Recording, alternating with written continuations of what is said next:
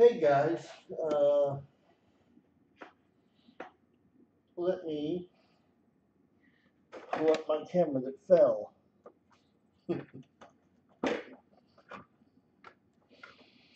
Where are we? I am here. I'm just gonna find my webcam. It's hiding from me.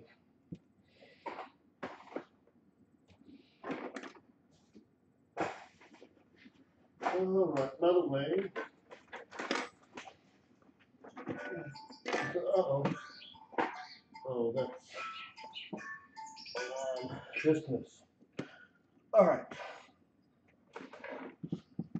let me find my cam. Seriously, I think it fell on the floor. Oh, yeah, did it fall on the floor?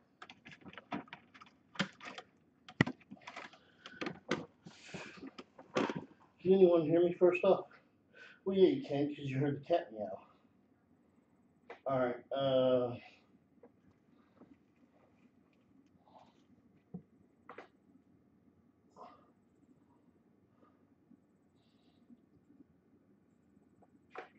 yes, let's add that.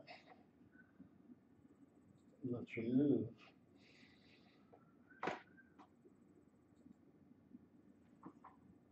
that.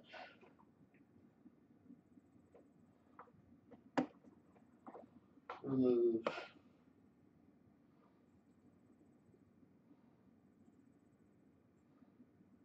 and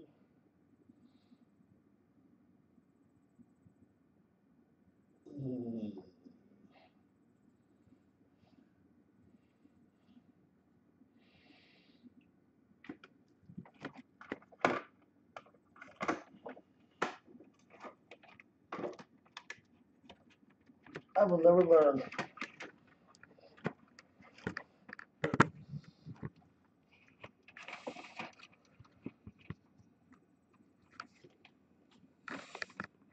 Guys, let me find my camera. Where is it for real? No, that's something that don't fall. Ah, no, where is that? I see the image, but I don't know where that is. Oh, oh,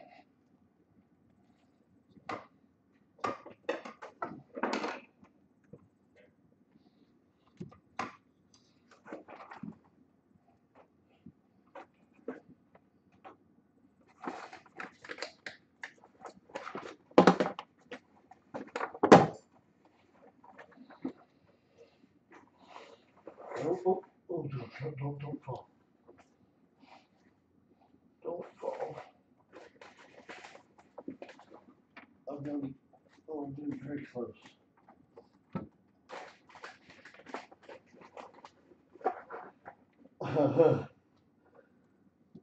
Armando, I'm not making a very good impression so far, am I? I can't find my camera.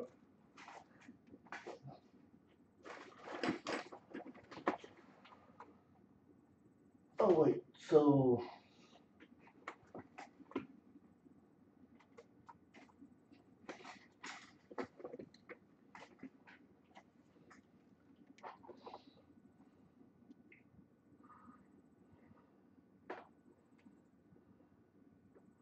let me see something now.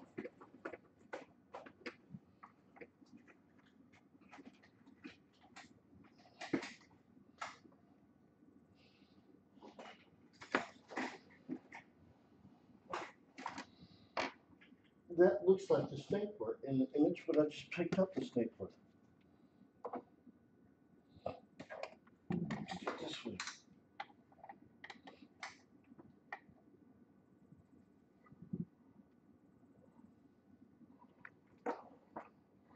Uh-oh. Let's see. Let me add that back. What is this doing? No, wrong thing.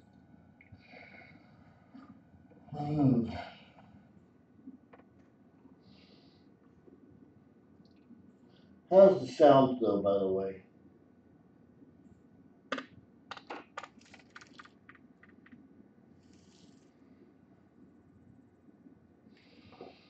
Is the sound at least okay? There.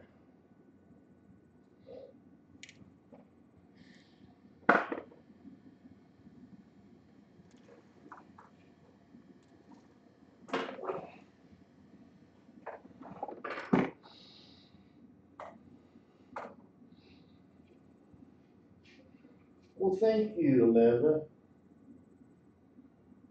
No, Armando, I understand.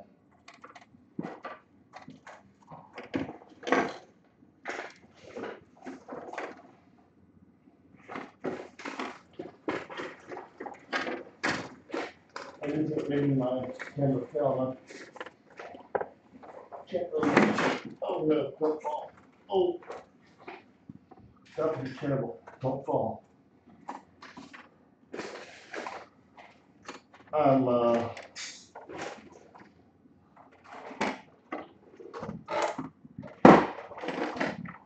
a wheelchair, and if I fall, that would be bad news. Right, let me see if maybe it's over here somewhere. See if that's better lighting. How's the stream? The stream health is good. And then we got a kitty meowing again. You can't do that during my stream, buddy. What am I seeing? I see the stapler, but there's no stapler anymore. So what the heck does that mean? I know I don't have another stapler.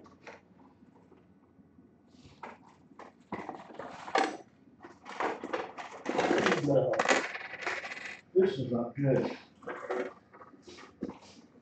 Well, technical difficulties, ladies and gentlemen.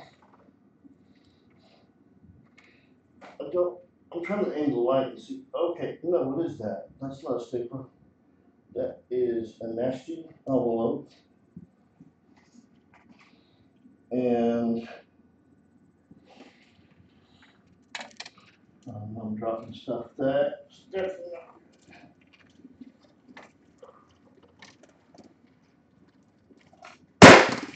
Oh no, what was that? Oh, that was my phone. That's definitely not good.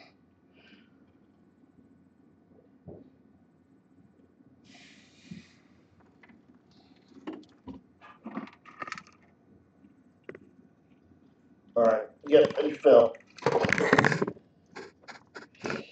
That's what it is. Ah, guess what? Sorry for making you dizzy. Oh man. Let me get a washcloth real quick.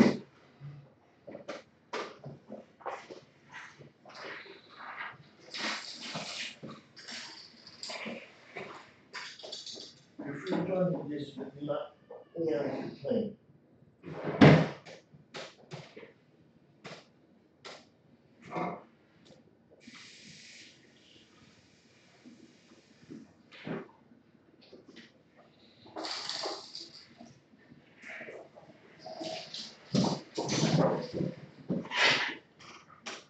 All right, y'all.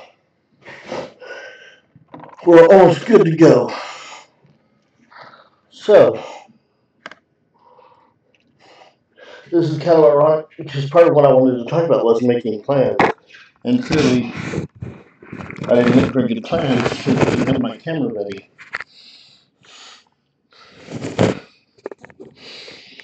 So, make plans. All right. Okay, well, let me back this sucker up and try not to break anything.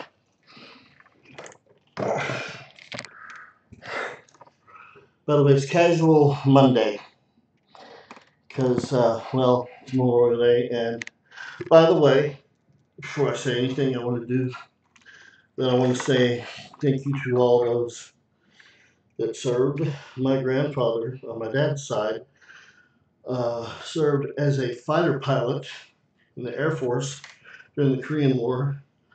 Their survival expectancy, I think, was about 2 weeks, and he served for 2 years. Made it out alive. Lived to be like 72. Ooh, I love some watermelon. Anyway, so thank you to those that, if your family served, thank you. And if they died, extra thank you. So just wanted to mention that up front because that's really what the day's about. I didn't know how many people were going to come since it is a holiday / reflective day, but thank you all for coming. So, thank you for subscribing, those of you who have. All right. So, Armando, thank you. So you know how tough it is, man. It was my grandfather. He was. I didn't really kind of understand why he was so kind of hardened when I was younger. But once I realized and grew to maturity and realized what he did, I was like, man, no wonder he's seen some stuff.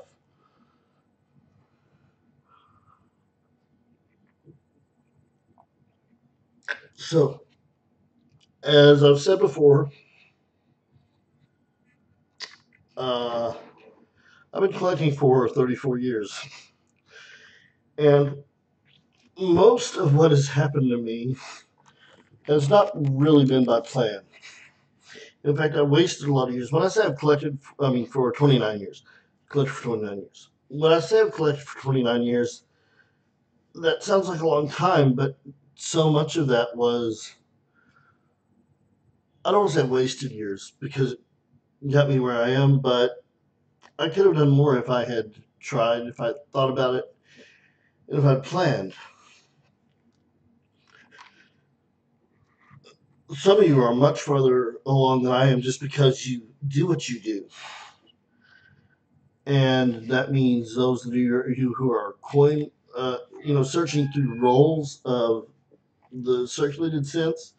I never did that as a kid. I mean, I did at the beginning, but then I stopped. And that was a mistake. And I'm picking it back up. And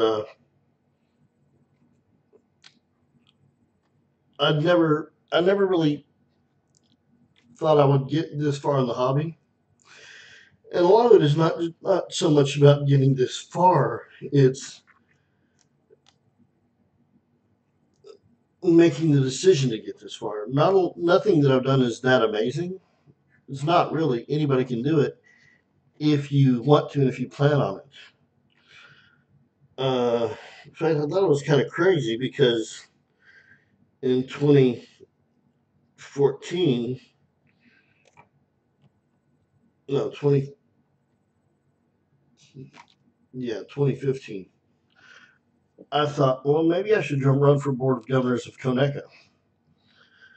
And I mean, that's kind of a big, ambitious goal, but it was feasible, and I did it. And I serve currently on the board, and will be running for reelection either with this seat or another seat coming up, which elections will be coming up.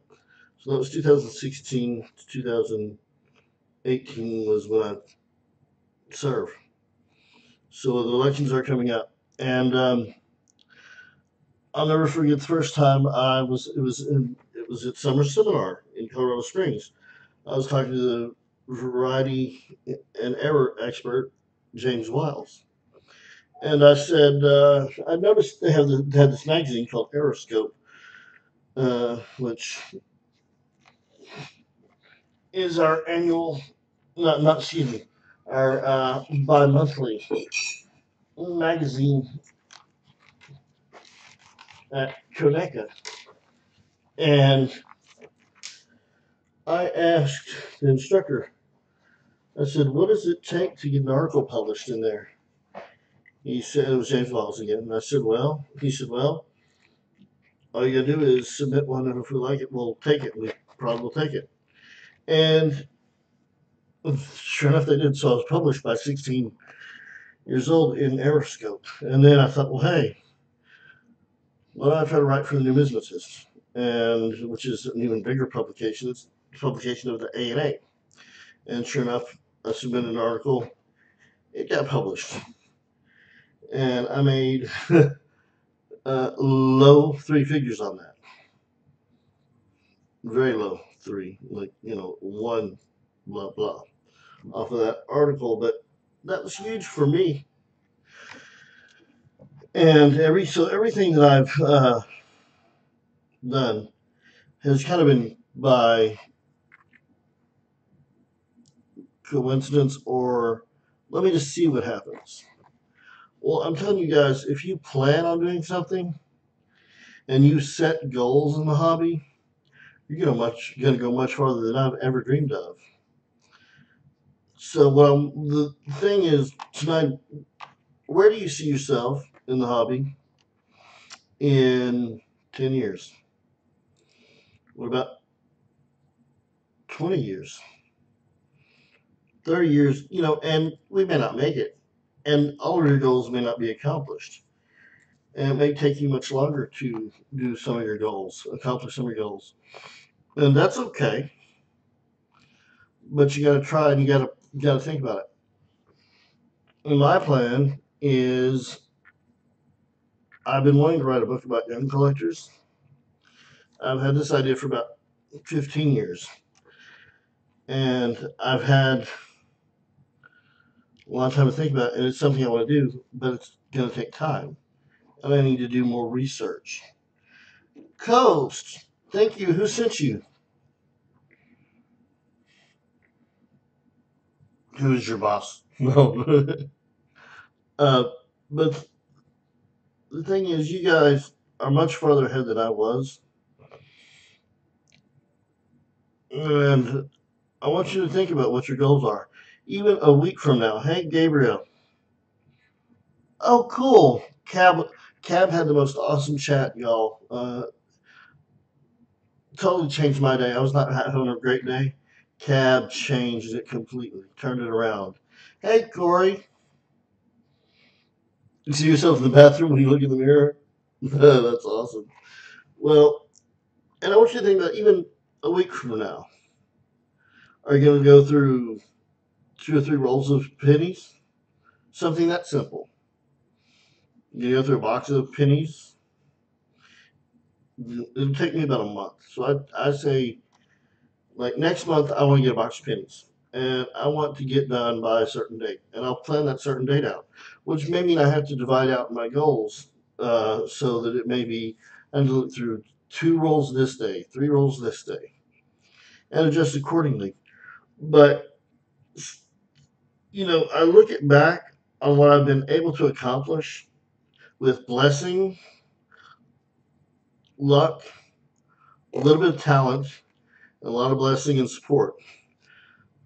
I had the privilege, and it is a privilege to me, of talking to one of my best friends and mentors in the hobby this evening. We talked on Facebook, and I'm going to get to see him in 3 weeks. And we see each other once a year, maybe twice sometimes. And that is past Conecuh vice president, also a former professional grader, and a teacher at Summer Seminar, as well as editor of Cherry Picker's Guide, Mike Ellis. We talked for about 45 minutes today, just chatting online. I can't tell you, and I'll get his number. I mean, we could have called, but we were both I was preparing for this, and he was eating, and he was eating. So, we couldn't talk on the phone too much. But I'm going to be seeing him in 3 weeks. By the way, just remind me, you all who are new and have not subscribed, or have subscribed, if I don't subscribe to you tonight, send me a note or something, a message reminding me to subscribe. How many people do we have in here? I see 8. Is that accurate?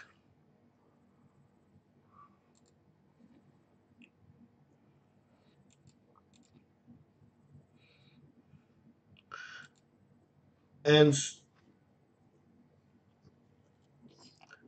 so, So I've had him as a mentor, and I've also had, like I said, Bill Fiva, uh, co-author of the Cherry Picker's Guide, as my mentor. And I've known him since I was about 8 or 9. Yeah, it was 8 years old. And I can't tell you what support they have been. Surround yourself with a good support network and realize that you too have something to offer. Plan on trying to get out and offering your knowledge to people. You may just started, a month ago, 6 months ago. You've got knowledge that others don't. I have spoken to the Boy Scouts. I did that a couple of weeks ago. No, it was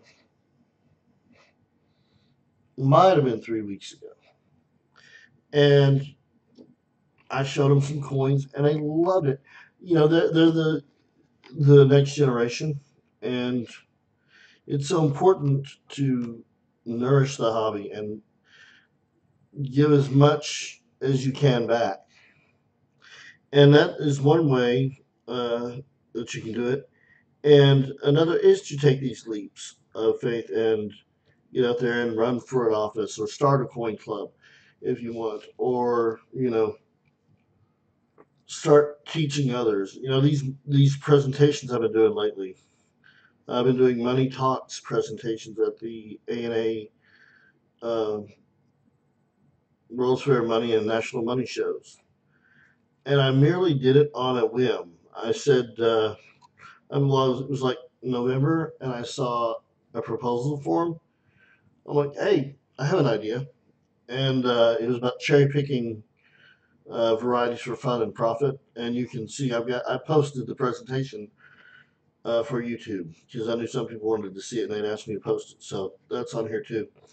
Um, I can't just tell you how much I've really, really gotten on this hobby. And as I make plans, the more things seem to line up. We this YouTube thing has been tremendous for me. I'm right where I want to be, and I've opened up a new world, and it all happened because of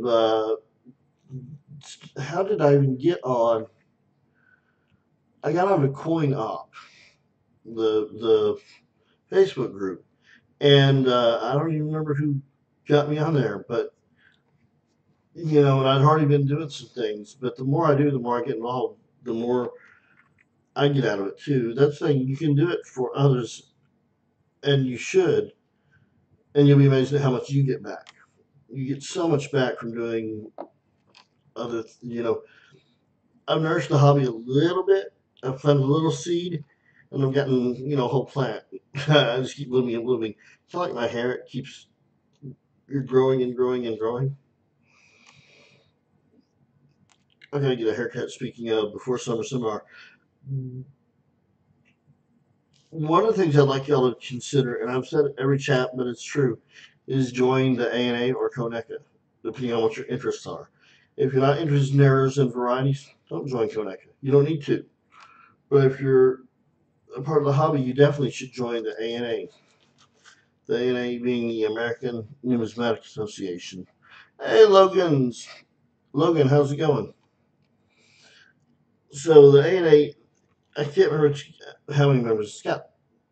Maybe 30,000, maybe not that many, or maybe more than that. I'm not sure. But every month you get a magazine. Oh, look what I.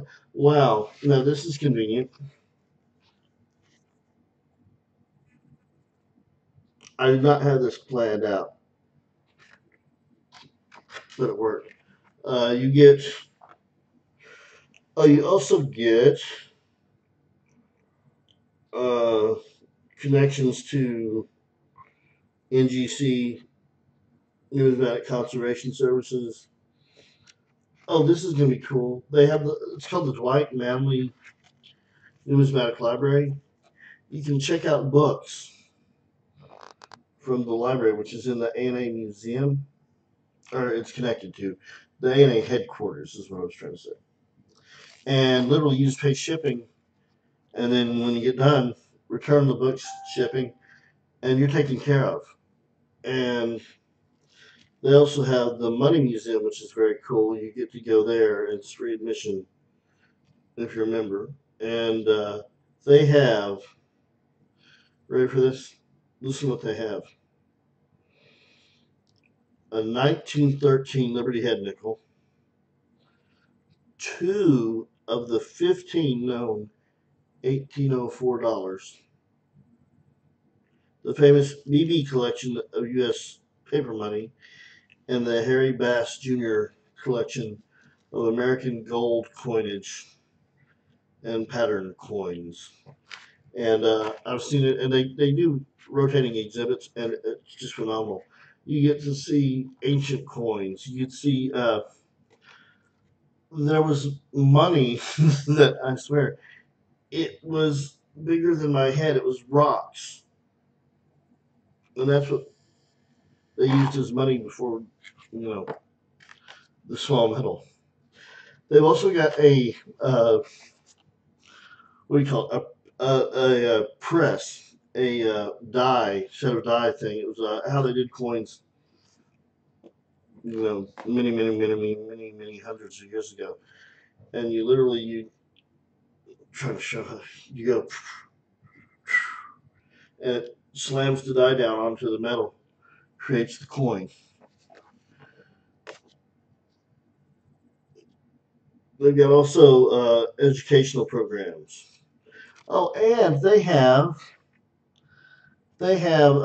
this is cool. The every issue of the Numismatist going back to 1888 is online. Every issue.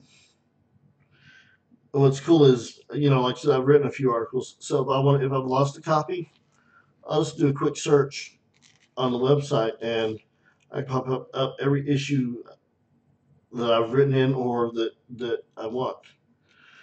I pop up the very first issue of the magazine. I mean, it's just incredible. They have you get free admission to the National Money Show and the World's Fair Money. Those are two big shows every year. They have one in March, which is the National Money Show, and then one in August, which is the World's Fair of Money. I've gotten to see a 43 copper at the show, one of the shows. I've seen a 1913 V nickel. I've got to see an 1804 dollar.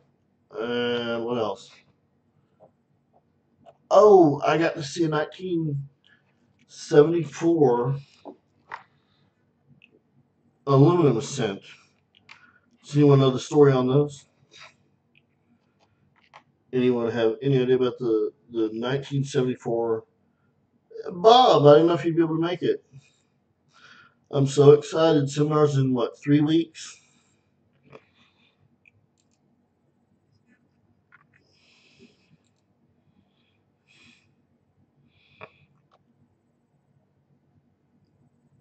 Yeah, like a little over 3 weeks. I'm excited. I cannot wait to get on that bus and then get into Colorado Springs. I gotta see where they're housing me this year. I hope it's a little bit better than last year, but I think it will be since I'm getting there early. Thanks to you.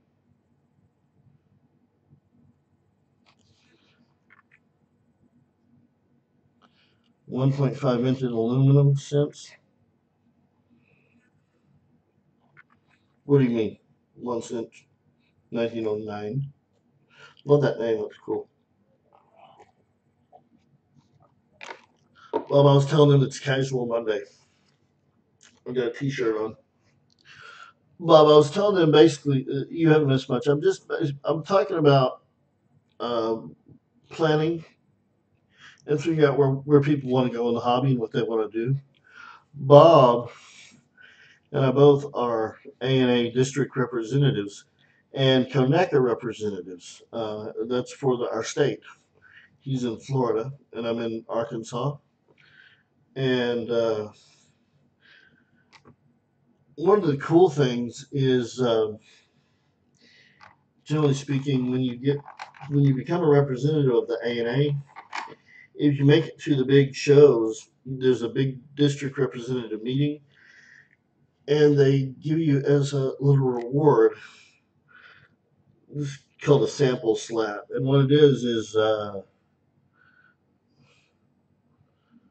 in a district club rep, and it lists the show and the thing, and shows the state. It represents the state you're in. It's a regular quarter. In this case, it's yeah, yeah. Is John coming tonight? I cannot wait to see y'all. I talked to Mike tonight. By the way, if anybody was wondering, I found out why they're not, why there is a delay in the Cherry Pickers Guide. I talked to Mike Ellis, and he said that they've got so many of the first volumes that have not sold yet. Yeah, Armando, I am. John, did you change your name?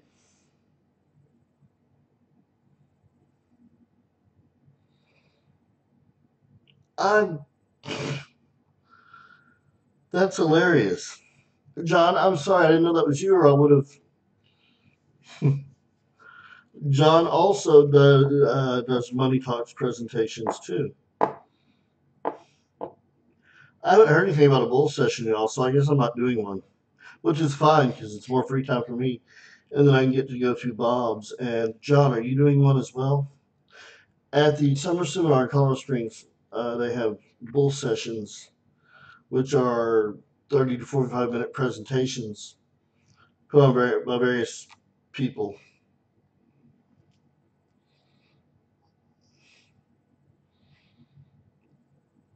Armando, I've got a friend that lives in, I guess it's Bentonville. He works at Walmart at the, yes, Bob, I'm so excited. That's going to be so cool. I'm really looking forward to lunch. Oops, slam it down. Cool. Is it going to be on the transitional sense, or I mean the transitional, or is it going to be what's it going to be on?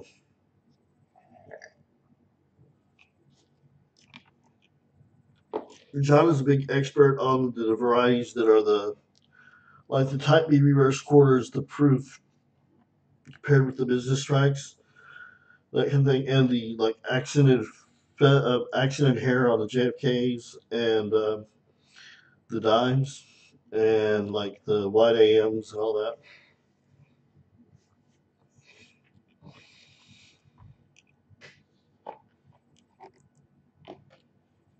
So if you need advice or want to know, yeah, if you want to know about that stuff, he's the guy to go to. I actually got quite a few white AMs that I've come across. I've sold a few and then I've kept some. I really thought they were more rare than they were until I started looking, I guess. Really? Wait a minute. Armando, is that the Northwest Arkansas Coin Club? I've been there. When did you start? When did you start? I spoke there like, was it? I think it. I don't think it was last year. I think it was the year before last. I came to that group and I talked to. Oh, he was the president at the time, and then there was a guy. Does Jackson sound familiar?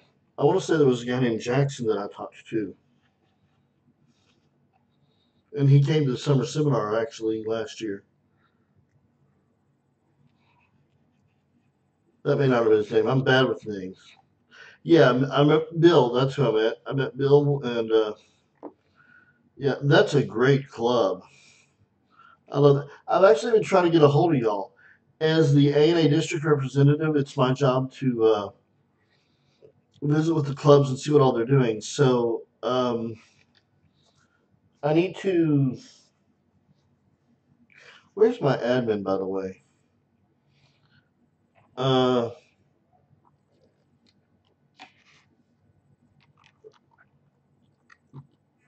if you would email me, You don't necessarily have to give me his information, but I tried to email him one time and I couldn't get through. If you would email me, I want to get in touch with y'all again. Why did that not send? There we go. I need to get in touch with y'all. Oh, by the way, just in case, I'm not really supposed to ask for donate. I mean, I don't like asking for donations, but if y'all want to send donations, then I'm including my PayPal email. All right. Uh,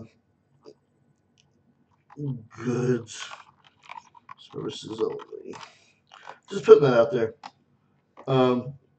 Anyway, for summer seminar, I'm so excited, and I'm gonna have a giveaway when I get to 100 subscribers. I'm at, let's see how many now.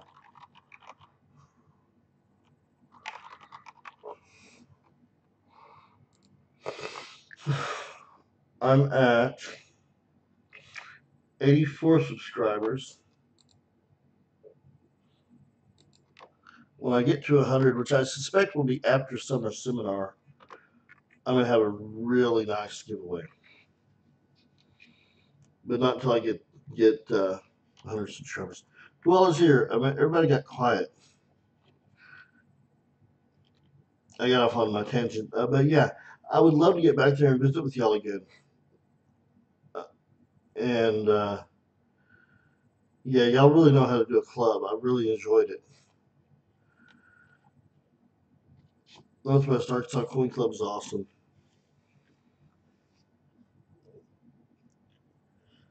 All right. Well, anyway, so basically what I'm saying is plan goals. Find out what you want to do in the hobby and pursue it. There's no reason you should not pursue what you want to pursue. If you want to write articles, go for it. If you want to end up running for office, go for it.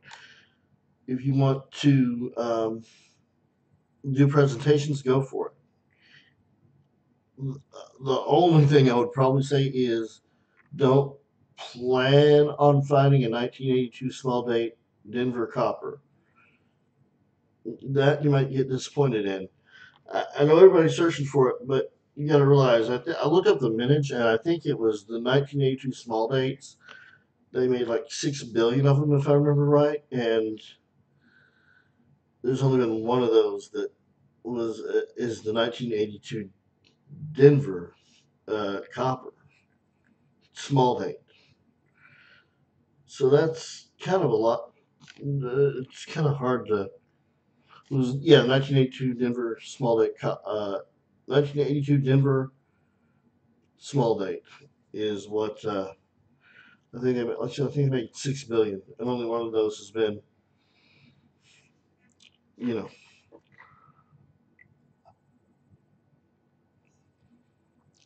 Oh, that would be awesome, Armando. That would be cool. I just need to.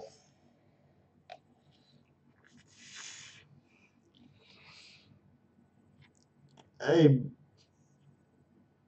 Bob and John.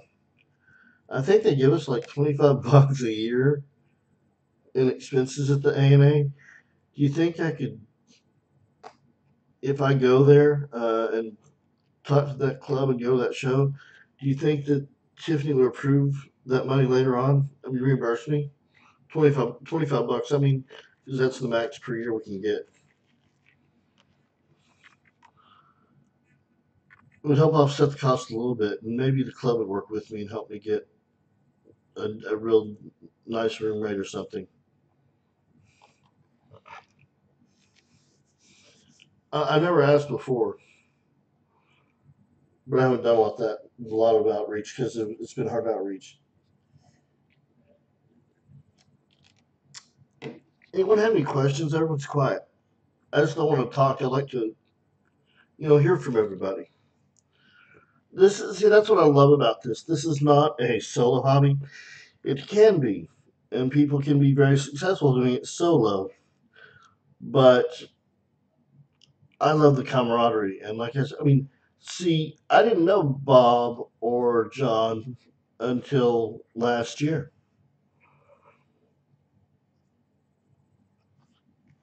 I was doing a presentation, and Bob showed up, and John's presentation was after mine.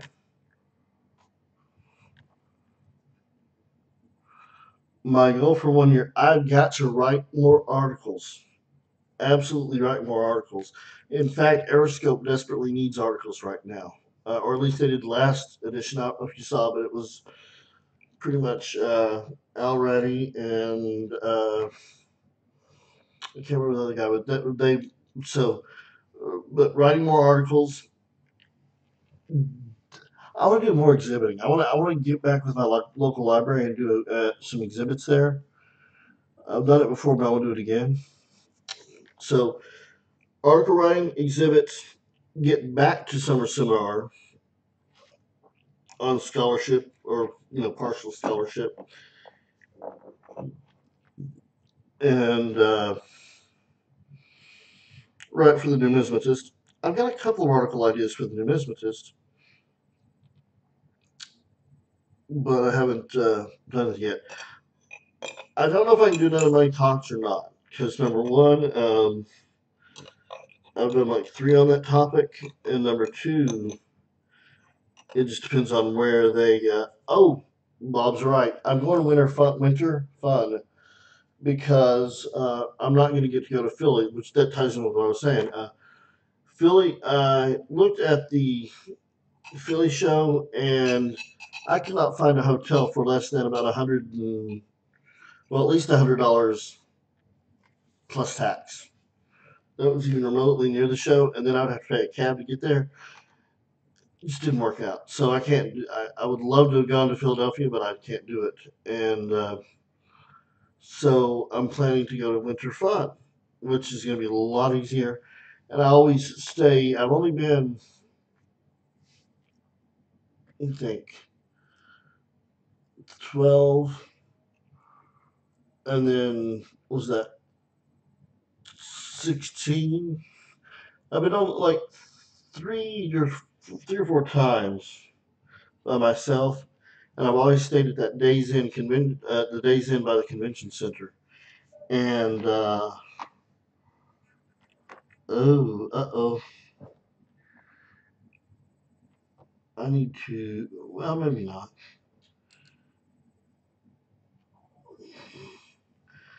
Bob, that would be awesome. I don't know much about Instagram. I was trying to learn more about it.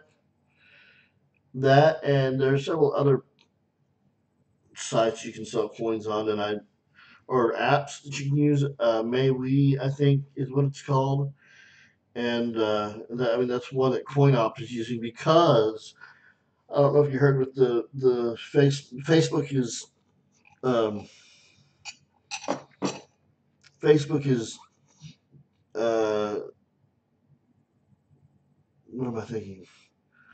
They're trying to prevent coin sales without getting a little bit of the action, and so they keep removing people's posts saying it's against policy and all this junk, just because they want in on the action. So a lot of people are going to alternative methods. But yeah, so winter fun, articles for magazines, um, exhibits, getting with the Northwest Arkansas Coin Club again. I need to do more shows. The problem was that I figured out because I can't drive, uh, local shows for me essentially cost just as much as national shows. So like, why don't I go to the national shows? Because they're more fun. I get to see more people, but I want to go to more local shows if I can get the money, which that's where some of these clubs might be able to help me out. If I do a talk with them and tell them about some of the stuff that they can do. How's Amanda? Did she leave? I noticed several other people are streaming now. So Let me see if that person is.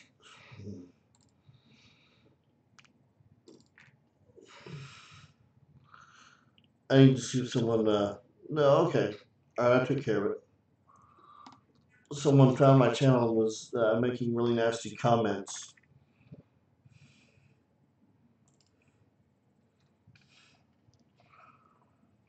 Oh, that's a really good idea. Armando. I live in Jonesboro, which is literally like just northeast. It's right outside of Memphis, actually, about an hour and 15 minutes from Memphis, Tennessee. And are you lurking, Amanda?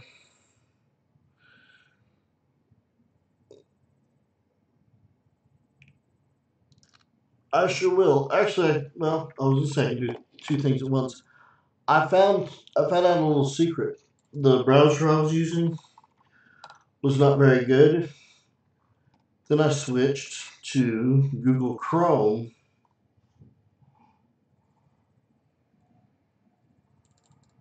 and Google Chrome works beautiful. Oh, thank you, John. I just saw your email too.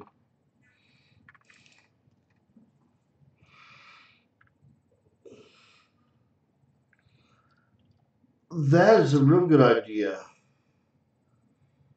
uh, John. That's a real good idea. The only thing I'm worried about is getting my stuff there because I mean, could I mail it ahead of time somehow? I've heard of people doing that because I wouldn't want to get it damaged. Because see, what I do is I'm going to take the bus. I take the bus everywhere. Greyhound is well, it's cheaper than flying. I can say that much. Oh, it's interesting. I always have stories when I get back uh, from Greyhound.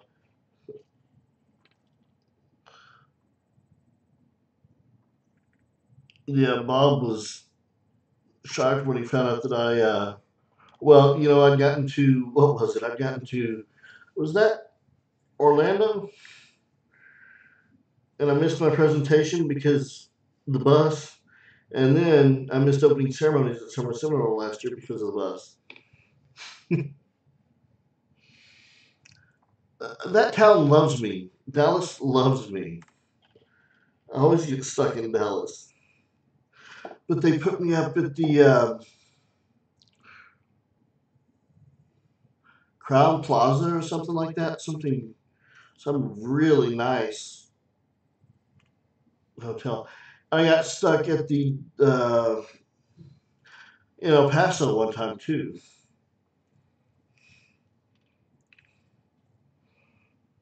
Oh yeah, uh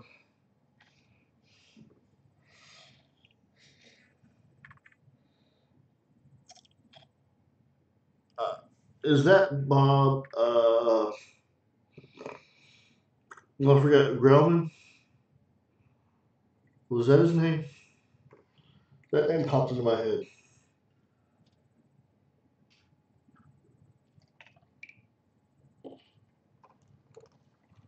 But yeah, man, yes, I did. I sure did. Did you?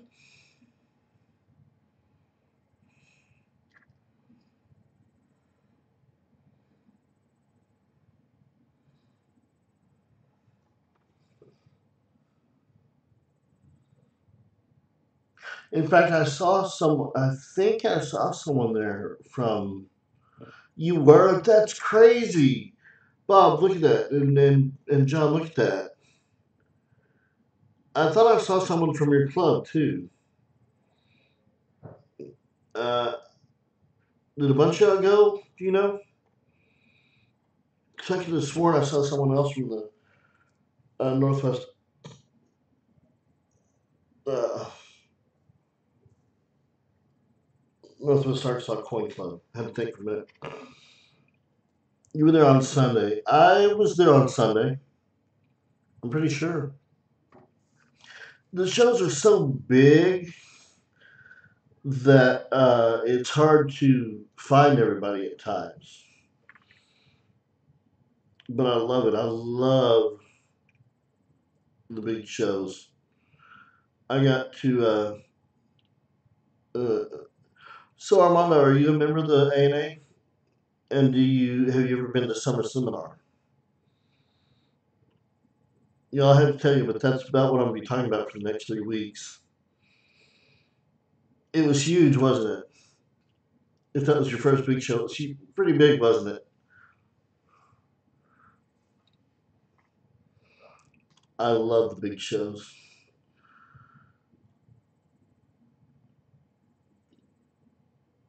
What do you collect? Or what are you starting to collect?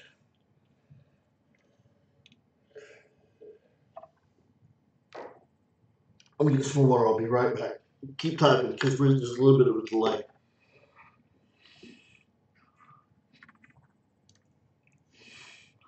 What are some ways that you can think of to get making an article? Oh, what do you mean, like article ideas? And with that, hold on.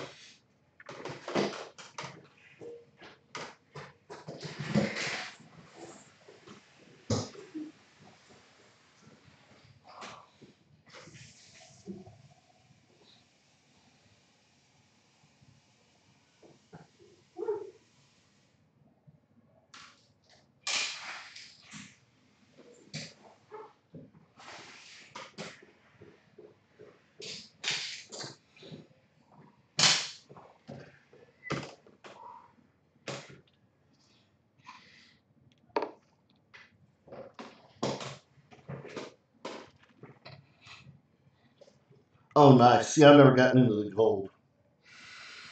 Too expensive for my blood. Plus, I'm scared of there's the counterfeit factor that it's the most counterfeited stuff. I've just now gotten a couple of pieces of silver, which I got off of Lemonhead. Yeah. ANA says the World's Fair Money is the biggest world show. Fun says, uh, I don't know. What do you think, John?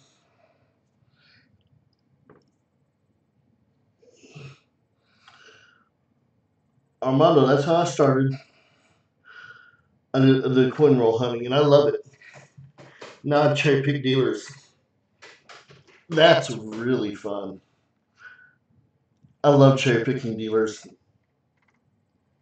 They don't love it necessarily, but I do.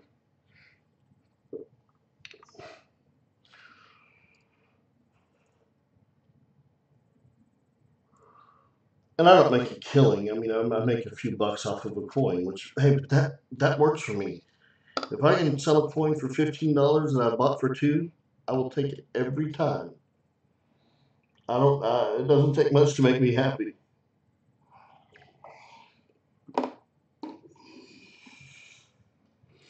I'm not a water drinker, by the way, but that water is so good.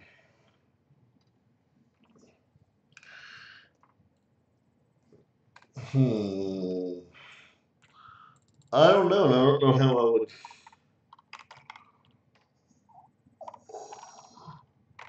I don't know how I'd find that out. I wanted to check something real quick.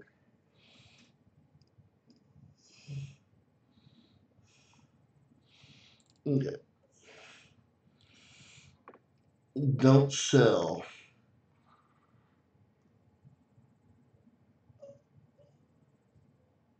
So nickels and pennies, just retired and having fun. Yeah, that's awesome. That's what this hobby's about. Now, getting back to what I think he was asking as far as article ideas, this to me is an article idea.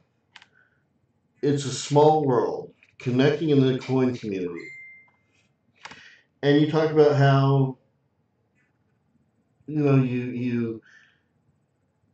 you write an article about all the experiences you had and the people you got to meet, and then finding out you've got a neighbor in chat that happened to randomly show up. I like writing about the experiences of the hobby. You know, the things that happen to me and the things that I get to do, and the humanitarian or the human side of the coin collecting. I mean, Chris Connell, who passed away several years ago, DMV 360. How are you? And I'm so sorry to remind me your name again. But Chris Connell, who died several years ago, he was a chaperone and expert in ancient coins. Uh, One time said, "Without the people, it's just pieces of metal." And that really resonated with me. You know, the friendships I've developed through this hobby are the most important thing. I mean, you know, I can collect pieces of metal by myself, but you know, going to all these shows and seminars and oh, that's just wonderful to me. Yeah, Armando, I was not. It was not a very good first impression. I should have gotten prepared earlier. I was not feeling well, and I didn't put as much effort into it, but I will next time. Lesson learned. You know, that's another thing too. Learning from mistakes, I think, is important. Fun says that Winter Fun will be in Orlando the next 4 years. Oh, good, good. Summer Fun is.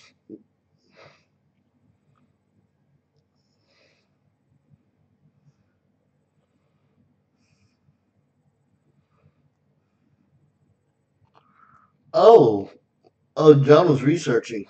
Nice. Yeah, I kind of wanted to say the A&A, but I wanted didn't.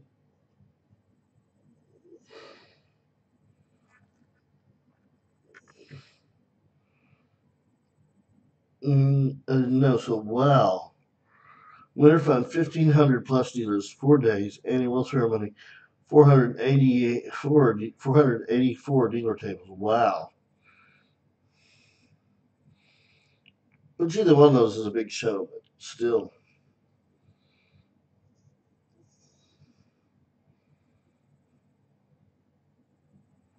Yes. Winter Fun, absolutely. I took a friend there. Well, I mean, didn't take her. I mean, I did, but I had a friend that lived in Orlando, and well, right outside of in Oviedo. Is that how you say it? I think it was Oviedo, something like that. Anyway, she came and we enjoyed the show. She was my really cute friend, and I showed her around.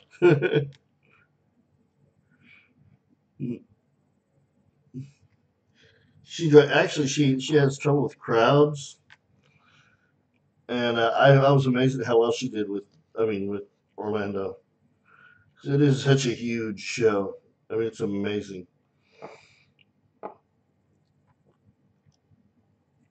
Winter Fun. I've got to go to that. You know, I decided that's what I may have to do. I may have to rotate shows because with I mean, if a hotel's gonna cost me $100 a night, you know I can justify $70 a night if I'm right there, or $60 a night if I'm right there, but $100 a night, no way.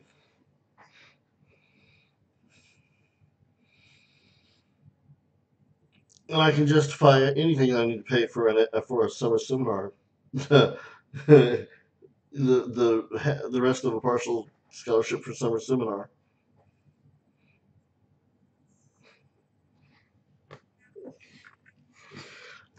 My only concern about summer seminar is this is the second year in a row as an adult that I've gotten a partial scholarship. I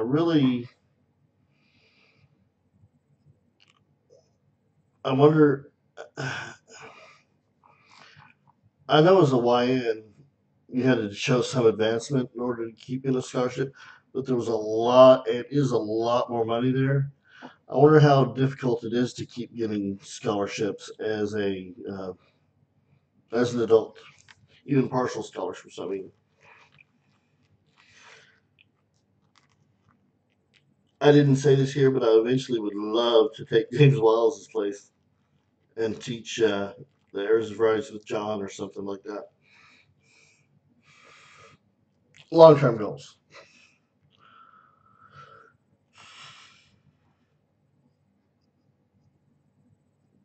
Wow, 15,000 was that 15,000 or 1,500?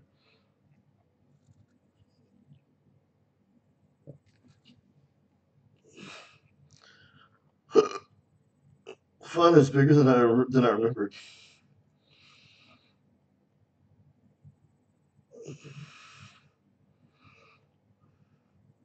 I'd love to do it eventually. It's not. I don't think it's anything anytime soon, but you never know. And the guys on Facebook are gonna flip. Hey, John, I was gonna ask you too. Do I have you on Facebook? Because I've got a John Miller on there. I mean, not John Miller. John, do I have you on Facebook? Because I've got a John on there.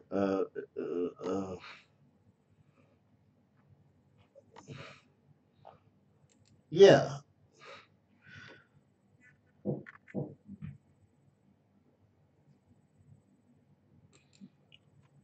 yeah. I don't know what I'm thinking. But anyway, yeah, I was wondering if that was you, if it was the same Bob. I mean, John, shut up. I can't talk tonight.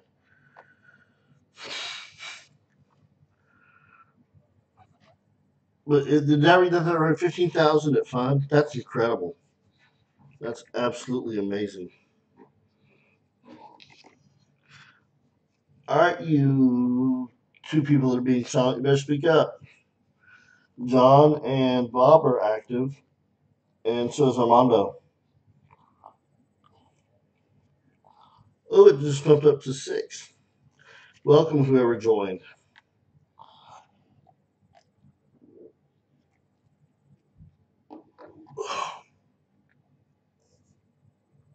Beth, how are you doing? Beth is awesome, y'all. If y'all get a chance, y'all need to check out her channel. She is wonderful. She's absolutely awesome. Beth, we're talking about some of the big shows, the A&A shows and the big fun shows, if you're familiar with either of those. Fun is the Florida United Numismatists. That happens twice a year. And then the A&A does big shows a year. Uh, we're talking 15,000 people at Fun, 15,000 visitors at Fun, and 8,000 visitors at the A&A shows. And they at the A&A, it's different cities every year. This year it was oh, and Amanda, that's right, Amanda's lurking. Black screen. Yep, yep. So I did have you. I just didn't know it was you.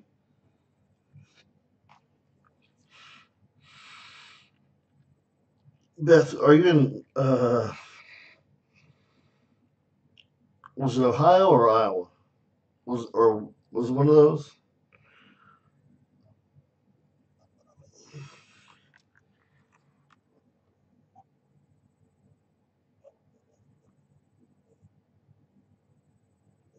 Y'all, if you ever want to just smile, just have a big laugh, go to Beth. Hell, she's fun. No worries.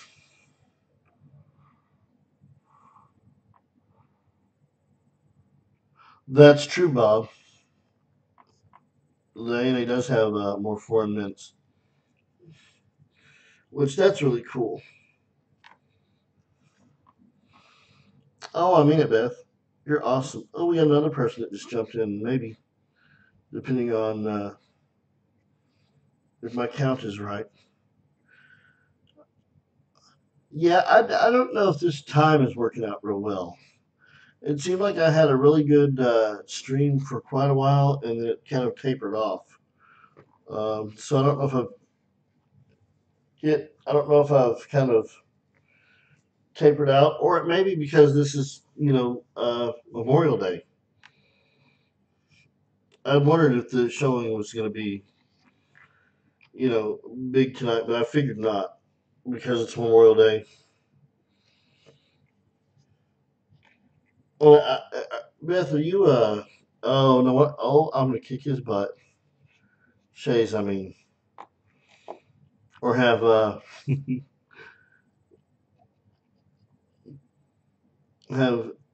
Adriana do a hair flip at him. But what I was saying was, I may have to find another time to do this. I don't know. Oh, do you think that's what it is? Goodness, I knew he was on earlier. I didn't know he was still on. No wonder. Well, y'all just come and go as you please. I'm gonna be here until people leave. Did it hit him? That's awesome.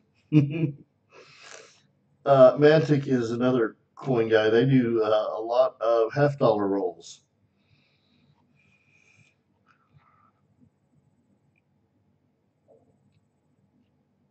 Amanda might be right. About what? Did I miss it? Oh, wait, no, yeah, yeah, I know, I see what you're saying. Sorry, I'm having to read chat. By the way, I'm completely blind. I've got glasses that I've been meaning to pick up, but I haven't picked them up yet.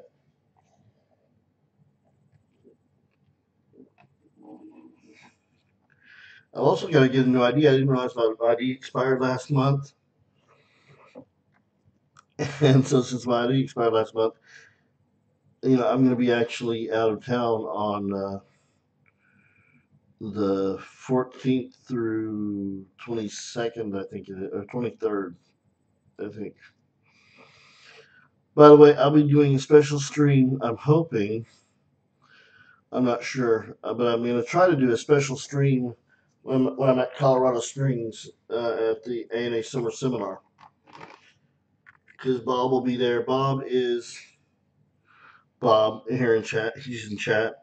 And then John is 1 cent, and he's an expert on the transitional dive varieties, like the white AMs and the accented hair Kennedys and all that cool stuff. He gave me my first 99 white AM.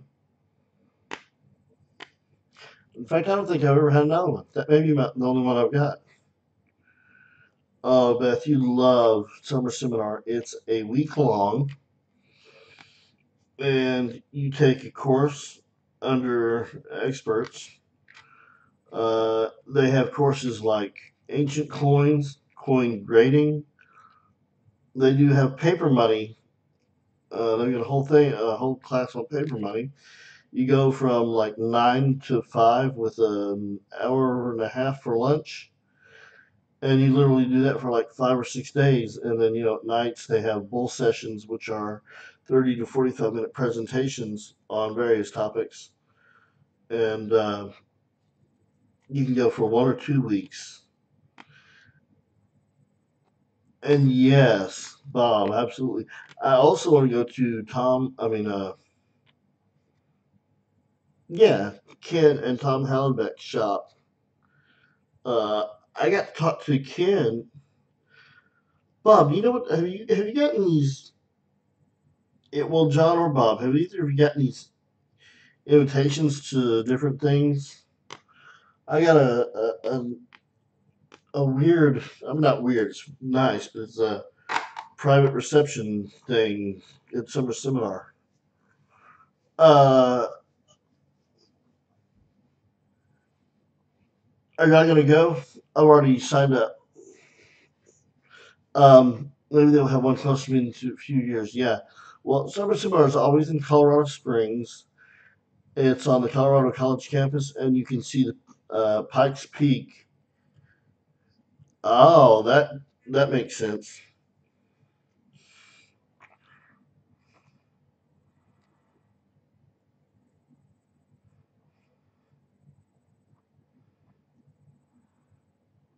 Oh, did I? Well,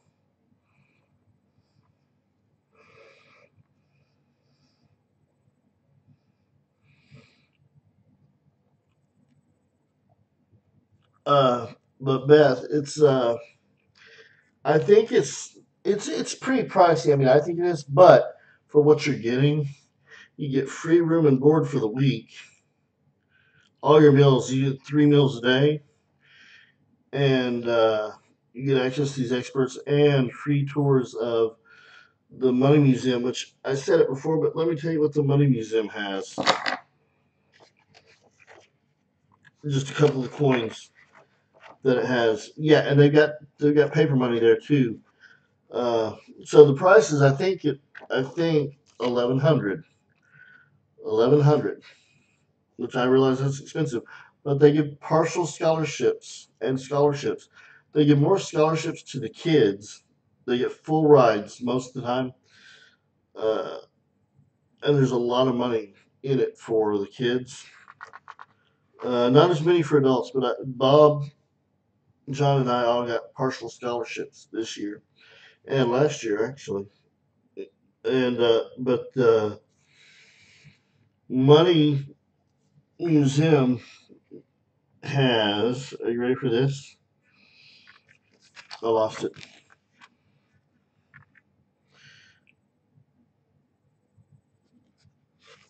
Where did it go? Y'all tell Tiffany I've been advertising, by the way. Uh, where did I've lost my page or something? Okay, yeah, here it is. The Money Museum has a 1913 Liberty Head nickel, two of the 15 known 1804 dollars, the famous BB collection of U.S. paper money, and the Harry Bass Jr. collection of American gold coinage and pattern coins. It also has the Dwight Manley Numismatic Library. And if you join the ANA, you can actually, even just from wherever you live, you can you pay for the cost of shipping, and you check out stuff from the library and then ship it back, and then they'll you can keep getting stuff that way. And it costs, I think, what is it? Oh, you can also, what I think is really cool is you can send coins directly to NGC for grading. You can send coins directly to NGC for grading and authentication. Oh, and you get a monthly magazine. Yeah, this is what's cool. The magazine's been out since 1888, literally 1888, and they got every single issue online. So you can get the hard copy, which is great, or for cheaper you can get the online copy. But either way, you get access to every single digital copy ever, and it's now I'm gonna be honest. I go with the online version, which I should probably do the hard copy version. But since I'm doing the ANA and Konica, I kind of have to, pick a little bit. I will do that. Thank you, Armando. It's so funny. Armando and I live both in Arkansas, and I've been to his area to talk to his club, but he wasn't a member yet. How cool is that? I thought it had the price on here for membership.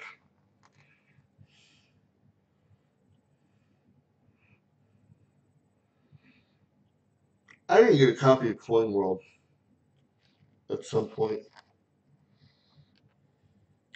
But yeah, Beth, they're extremely,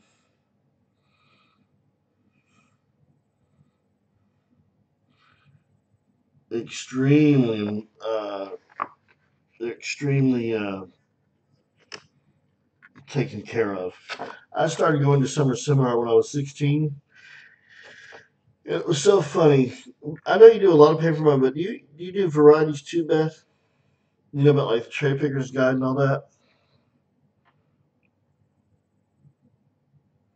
Heck yeah, Bob. I would say, what am I, 34 now? I'm going to say 30 years from now, I'm going to be on the board of governors of the ANA. That's a half joke. Is it only 28? 28. All right, I thought so. So is the online 14 or something crazy? Or is that the online and the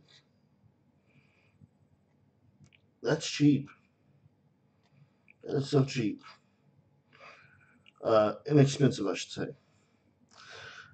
Um, yeah, the ANA is wonderful.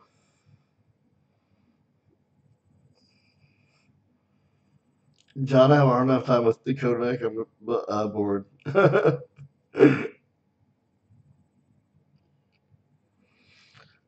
But Beth, it's so cool because the summer seminar, I was going to tell you, so Bill Fiva, who co-wrote,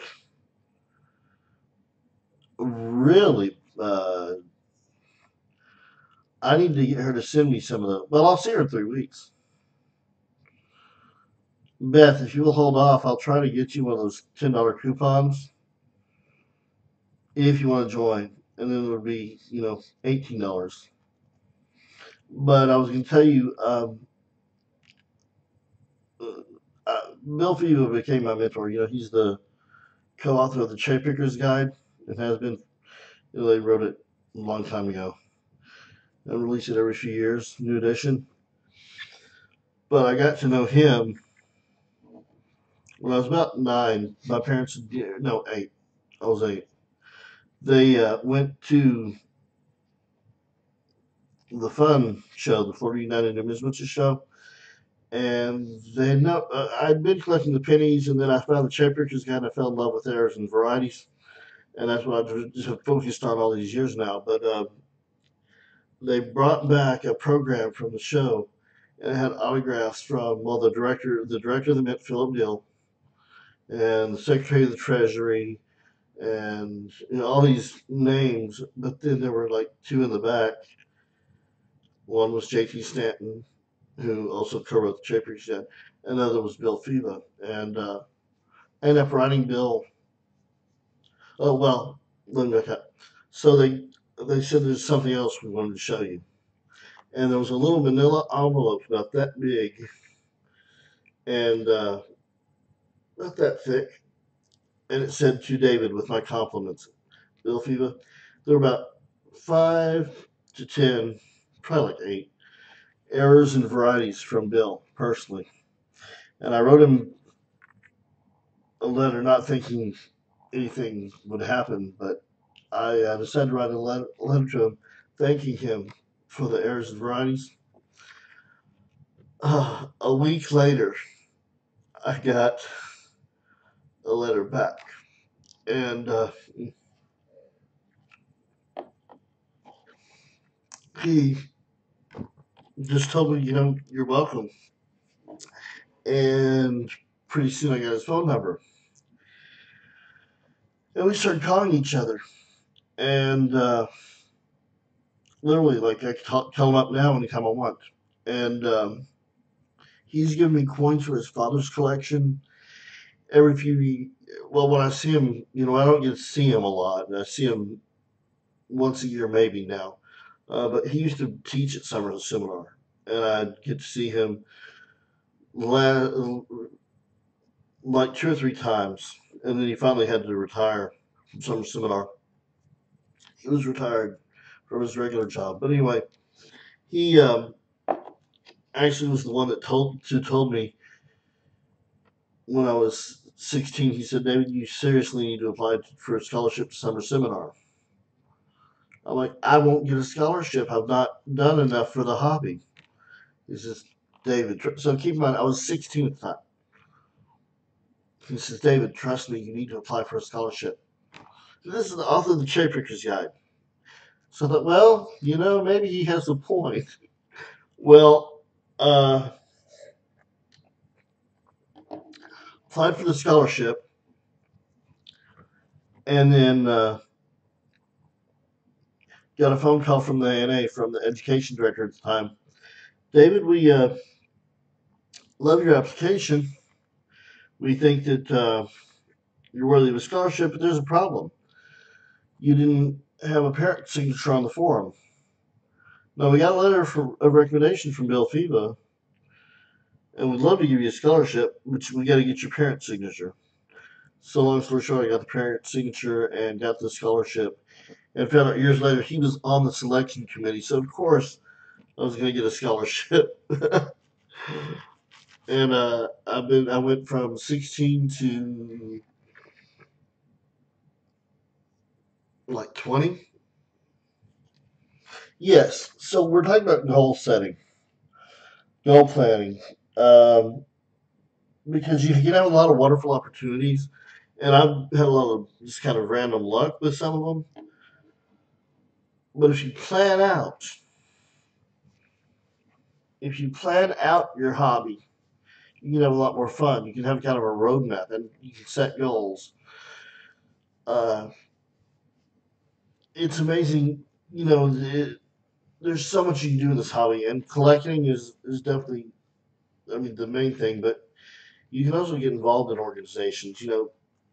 Maybe you want to, like I want to eventually also start a coin club, John. That's one of the things, because we don't have one in Northeast Arkansas.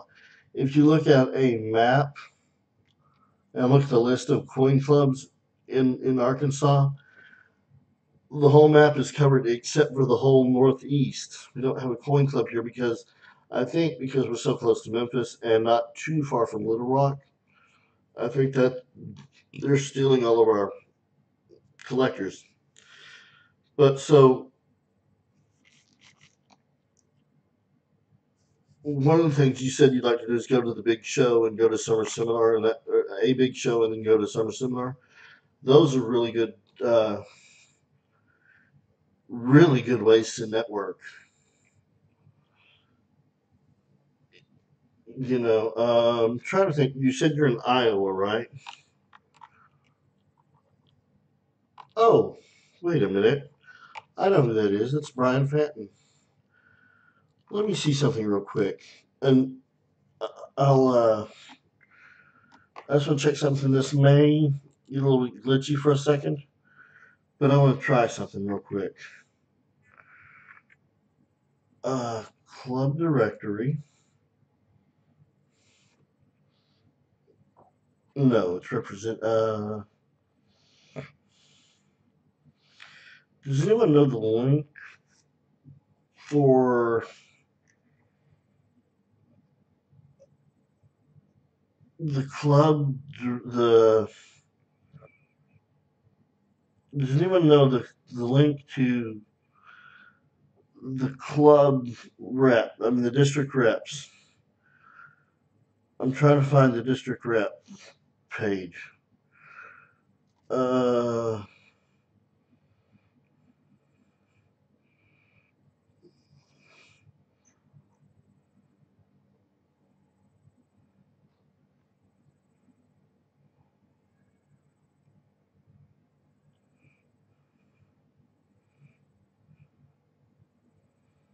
I can't find it.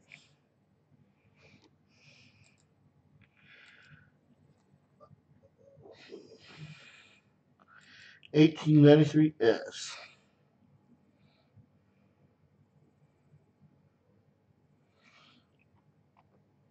Does anyone have that list of representatives handy? Is he not the Iowa? Isn't he the Iowa representative?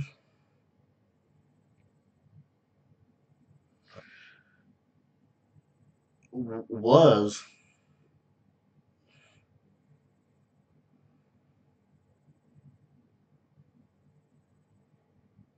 Is he not anymore?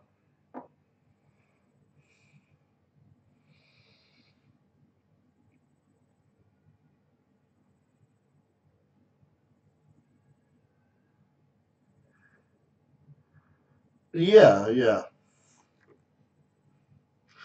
Do that, Beth. And how far away are you from Hiawatha?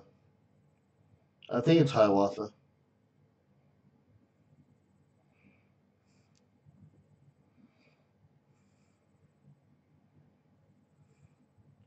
Oh, Bob, I misunderstood.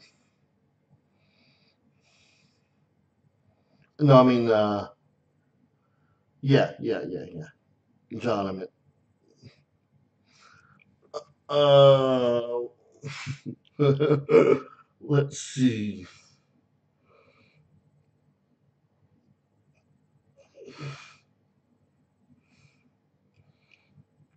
I would bet. Uh, you know what big town you're near?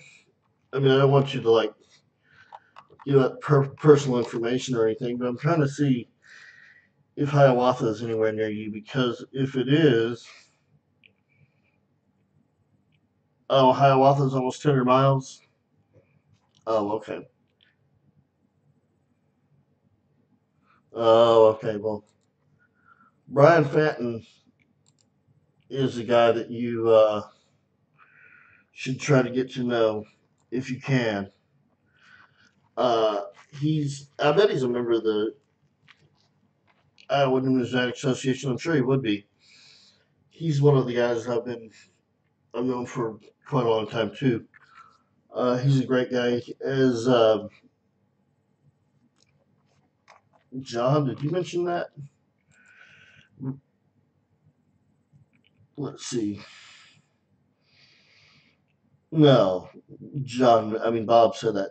Yeah, but yes, he will. He's teaching grading with Mike, if I remember right. He did last year.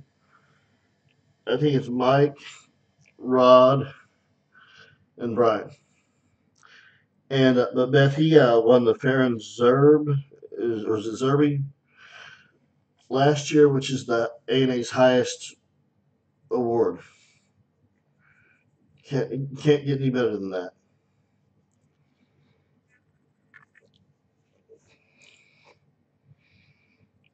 He's a fountain of knowledge too. That's what I love. Just seeing all these experts. They're so cool and they're so nice. Yeah, Hiawatha. Man, John is on it tonight.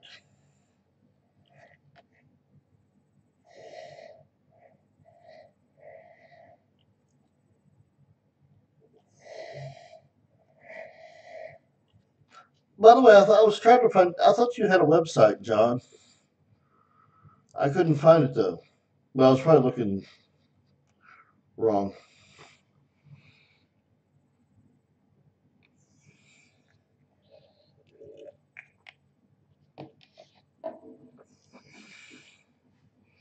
Exactly, Bob. This is such a wonderful community. That's the thing. And Beth, you would love it. I've seen your personality. I mean, you could not ask for a more funny, more caring, more giving, wonderful group. Actually, I'll tell you another story about Bill Fiva. He and Mike Ellis in 2007. No, yeah, Thanksgiving 2007. I ended up in the hospital.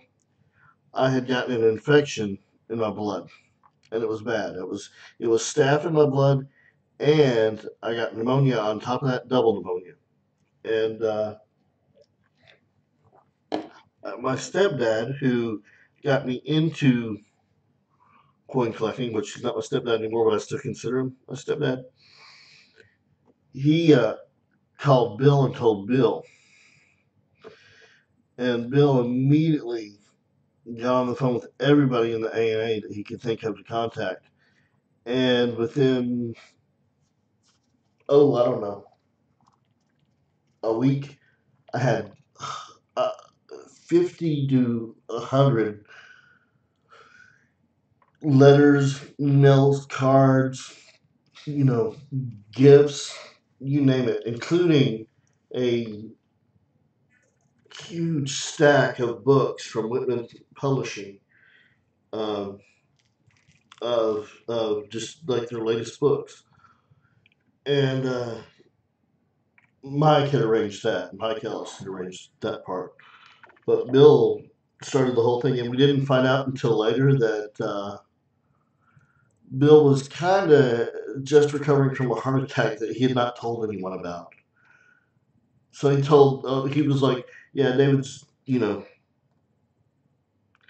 going through all this. And he says, by the way, I had a little heart attack, but take care, David. It's like, wow, really? And I do not believe that I would be here without that support. I mean, the doctors said I would have permanent damage. I don't. The pulmonologist looked at my x-rays and he said, I can't explain this. See, Grant's grandma. Oh, yeah? I love Summer Seminar. I mean, I wish I could live it. I wish it would just go on all year. It's literally, Beth, it is a 24/7, 1 week numismatic party. I mean, it's just so cool. Yeah, exactly. That's true. Yeah, it was incredible. Summer Seminar, I think, really was one of my life changing events because it opens up so many doors. I mean, it's so many. I mean, you have hundreds of people, and you look down and you're like, you look at the cover of a book, and it's like, wait a minute, that guy's over there. I know that guy. I've read his stuff. So I'm gonna have a special giveaway when I reach 100 people, 100 subscribers. I'm gonna have a very special giveaway. I've already got it planned out. I'm also gonna do a special stream, or I may not do special streams. I'm probably gonna do several small streams during Summer Seminar because the fact is I'm going there to learn and hang out with those guys. But I do. This is what I was gonna ask. To those of you, there's 5 people in here. It looks like. I'm gonna see Mike Ellis. He is gonna be there. He is the editor of Cherry Picker's Guide and past vice president of Coneca, which is the Error coins. It would be nice, but I'm gonna see him. We're gonna hang out quite a bit, and so my question is, and I'm having one more stream before I leave, I'm sure, or 2 more, probably 2 more. My question is, what do y'all want to know? Whether it's about Cherry Picker's Guide or Errors and Varieties or whatever. He's also a former professional grader.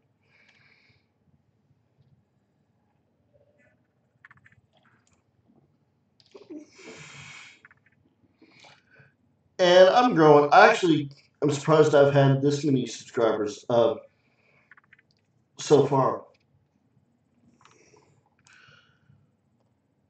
And my moderator dropped out. He's not doing well. I mean, wait a minute, say he's not doing well. So, plus he didn't know he didn't think my stream should go on as long as they have been. But my thing is, I'm just hanging out.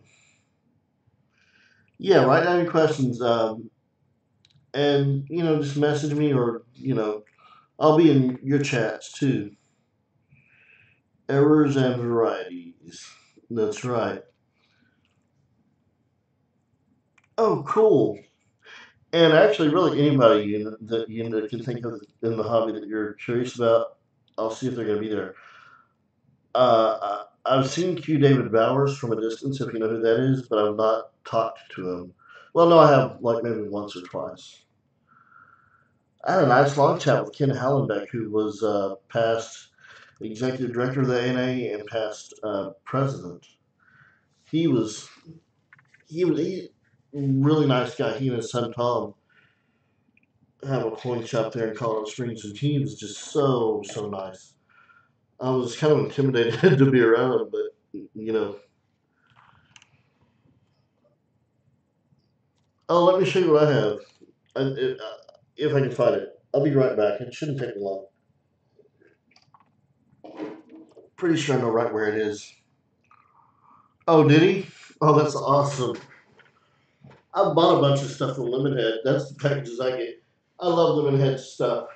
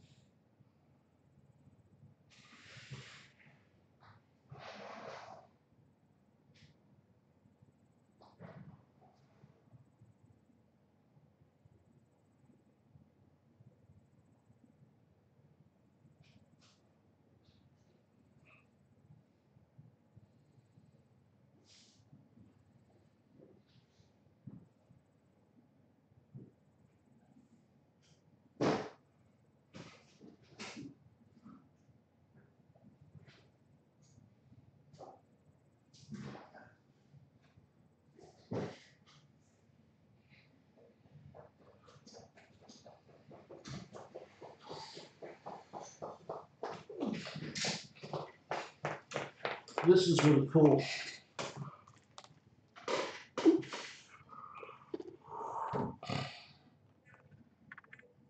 Really?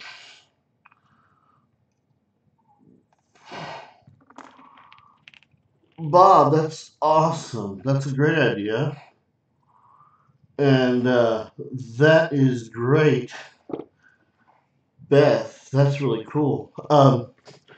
As you say, so 2006, I mean, 2000, in 2000, I went to my very first summer seminar, and the instructors were James Wiles, that I took, the Errors and Varieties. They were James Wiles, who runs Variety Vista, and a woman by the name of Tori Muldor, who was the Collectors Clearinghouse columnist in Coin World at the time. And she wrote me that after summer seminar in 2000, she wrote me this letter.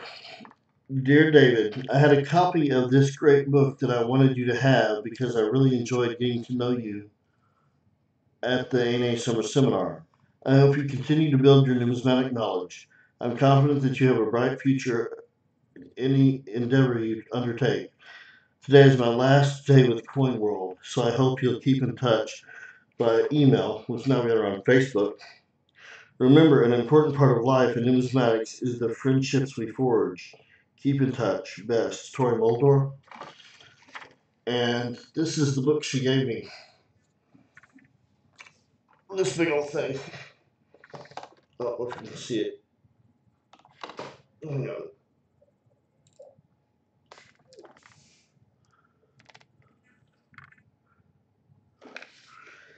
And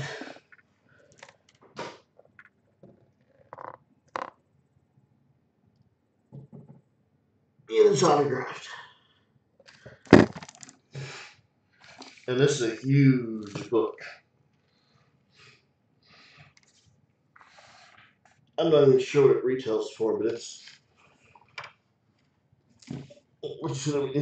signed. And man, I love it. I'll be honest, I've not read it all the way through because Ken's, I mean, Q. David Bowers' writing is a little dry, so I have not read it all the way through yet. But I'm working on it. See, I love little stuff like, I mean, it's not little stuff, but it's not a coin, but it's such an important part of the hobby. And it's reflective of the support and the friendships we make.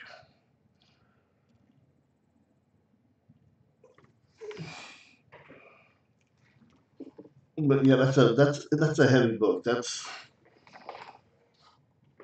I can weightlift with this sucker.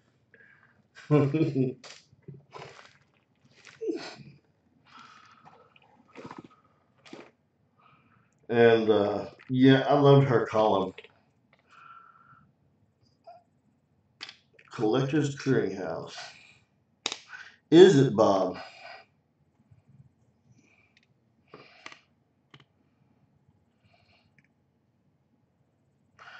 Oh, did you show John your 1888?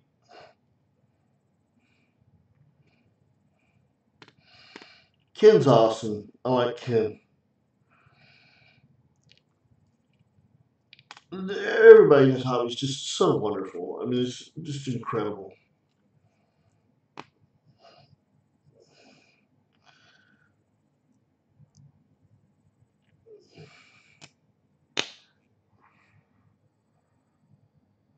Oh, anybody need any RPMs?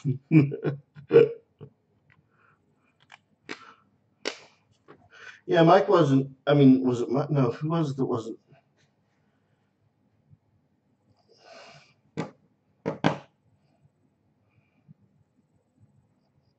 Didn't I show it to somebody? Yes. John, that is so true. Anybody need W RPM 90s or RPM 101s? I bought a collection off of a guy of errors and varieties. Got a full roll of these RPMs, but I also have roll after roll after roll of die chips, die cracks, quote unquote missing, was it missing jackets or whatever, where it's die's just polished a little bit. So much junk. Lots of die chips.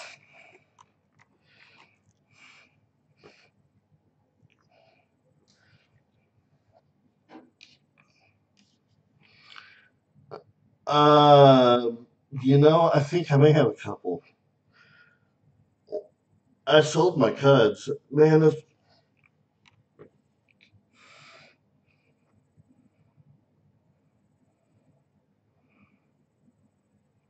that would be awesome. Hey, wait, wrong design CD? How much is it and how do I get it?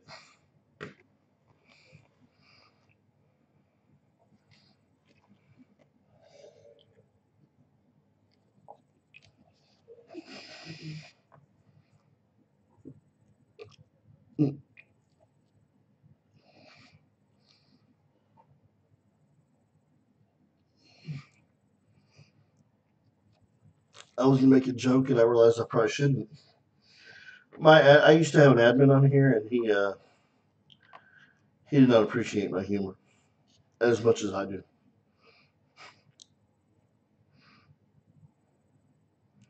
And that's okay. Are you sure, John? That would be awesome. Thank you so much for staying. I know it's a little late your time. Bob, it was awesome, and I'll see you in 3 weeks or so. But I'll have these live streams, of course, too. But yeah, that sounds great, John. So cool.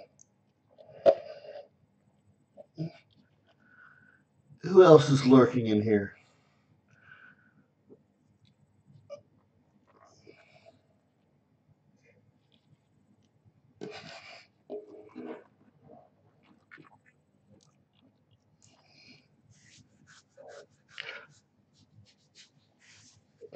Oh, John, since you're the expert, I have a question.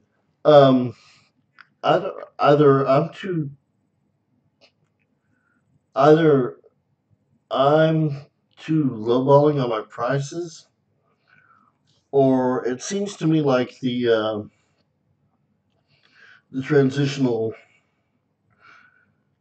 slash Ron designs do not seem to go for as high as I'd like, or as high as like prices listed.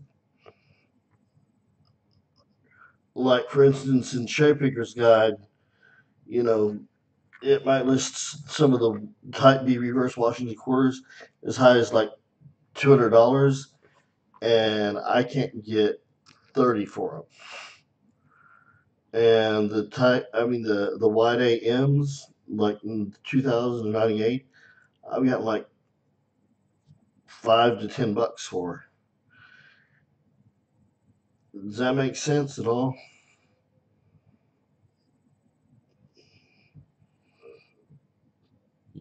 Five watching now.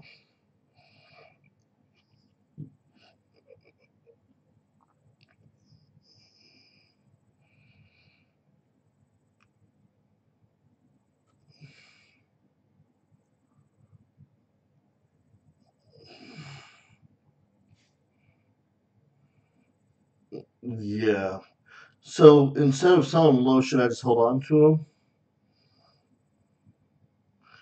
So when I was see, I did an auction last week, and I mean, I got rid of a lot of stuff, and I feel like a lot of it went really low.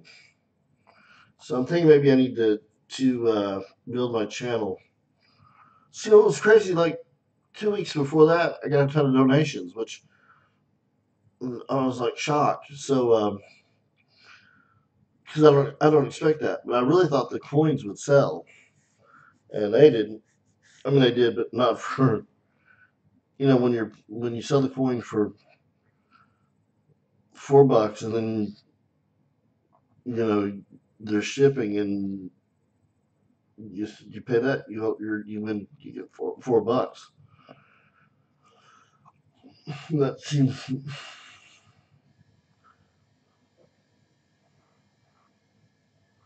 right. Type B's are uncommon, but that's true, Beth. That's a good point. Did you win? Who was it that won that beautiful? Was that you that won that beautiful?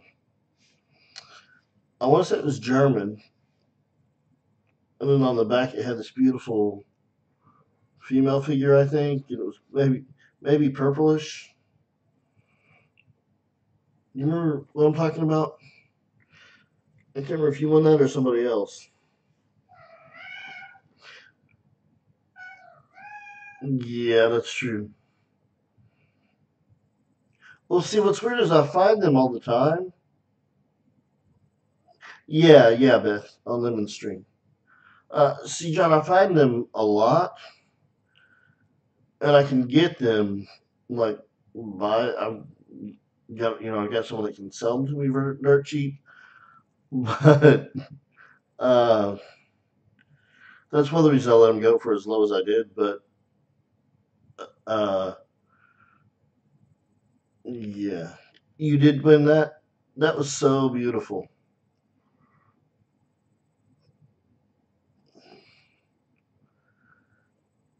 That was a beautiful bill. I got some silver just because I figure eventually silver is going to go up eventually. So why not? Plus,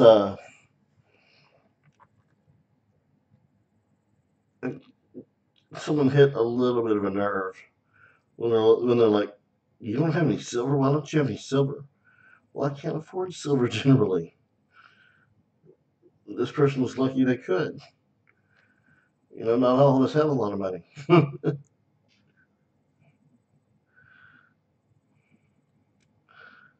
But yeah,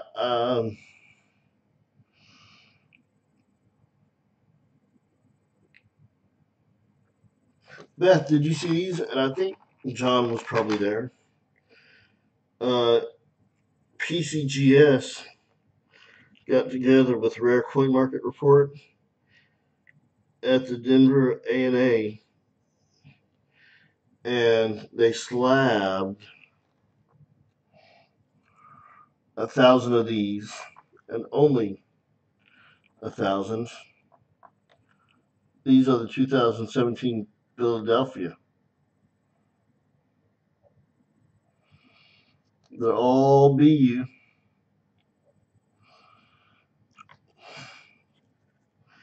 So I'm gonna hold on to those. I might sell off a couple of those because I've got more than one. Eventually, I might have to. They had some that were autographed by some people that are worth like are going for like $50 right now. I wouldn't expect that from those, but I'm gonna hold on to them and see if the prices go up a little bit. So I think it'd be cool to sell a couple of those. Oh, I also wanted to know. I know I've only got 5 people in here, but um,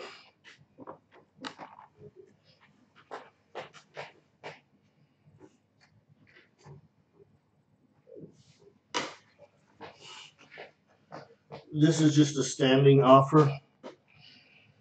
I've got some of these.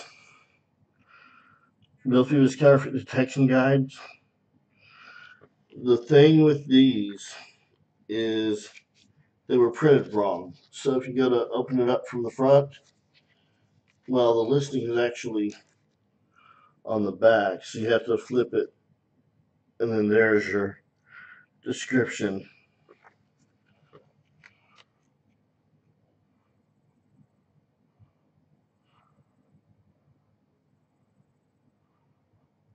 And I'm selling these $10 including shipping. That's just a standing offer. I've got a few. Um, I acquired some of these, and like I said, they're just printed wrong, so they couldn't, or I don't know. I guess they could have, but they didn't sell them uh, to everybody. So I got a hold of some signed. Cool. Well, that was easy enough. Yeah, I have a feeling these are going to go pretty good once I advertise those, even with just this many subscribers. Uh,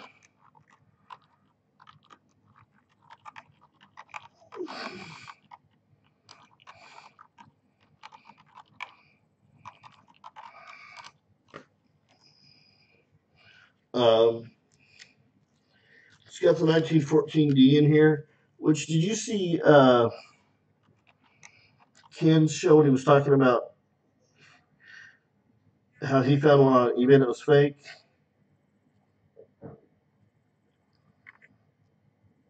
Ken Peavy was talking about a 14D that he found that was fake. It was really obvious once you knew what to look for. And it was like night and day.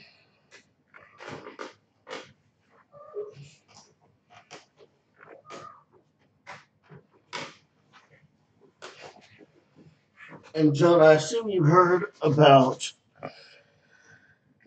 uh, Megan Green finding the 1969 S double die obverse E55 and getting it slabbed, and it's been all over the news. I actually got to see that before she got it slabbed. She's in a group.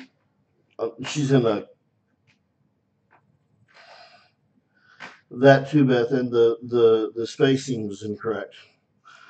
But she's in coin op. Megan Green was, and it was one of these questions: should I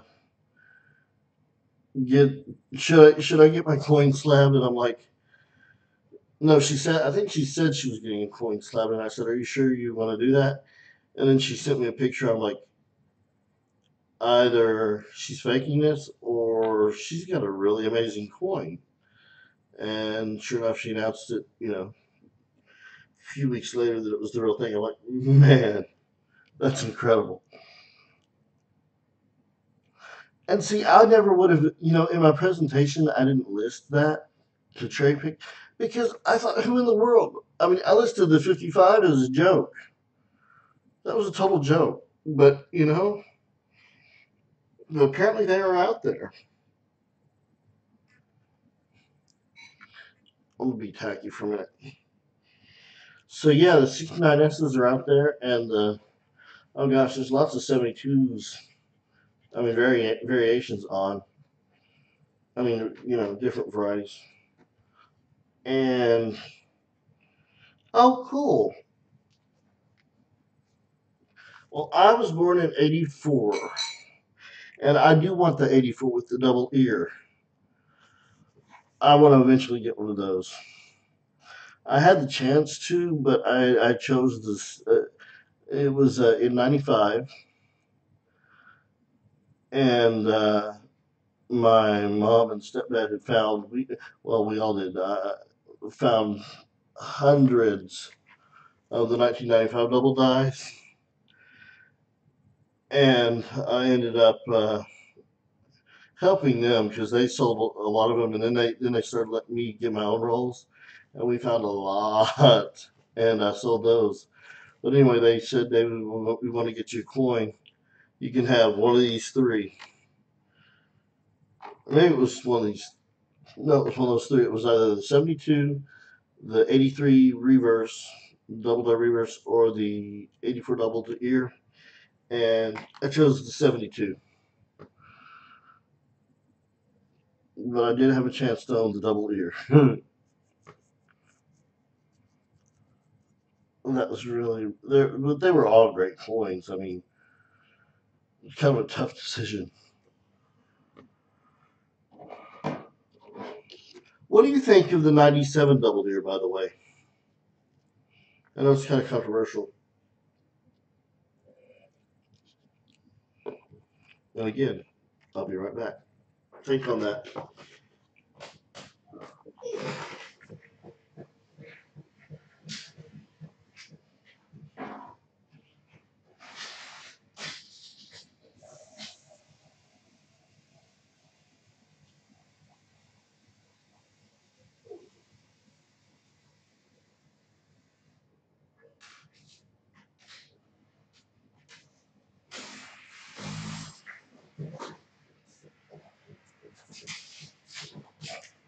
Oh man, spilling water everywhere. Oh man, I spilled a cap of water. I'm back.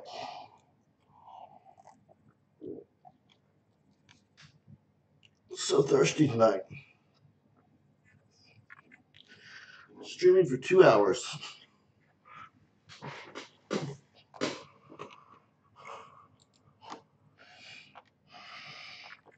It's only 9 o'clock. No wonder. I mean, it feels late. It feels late, but it feels early at the same time. Thank you so much, Beth. I will get that out to you. Yeah, in the morning. Really, Ken. I mean, I read Ken. Really, John. That's cool.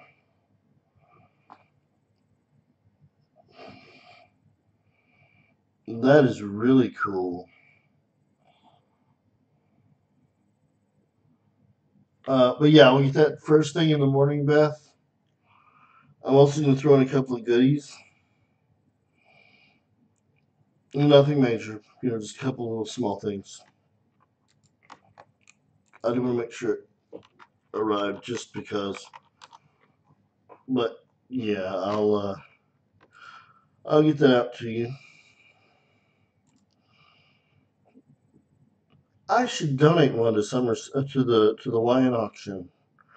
Now that I think about it. Wait, Beth, it was $10. Didn't I say 10? Lenny, no, Not really. I've just been talking for 2 hours, but I could talk for another 10. I mean, another two. Well, I could talk for another 10 actually. So was that extra? Oh, yeah. Read the note. I'm a dummy. Do not agree.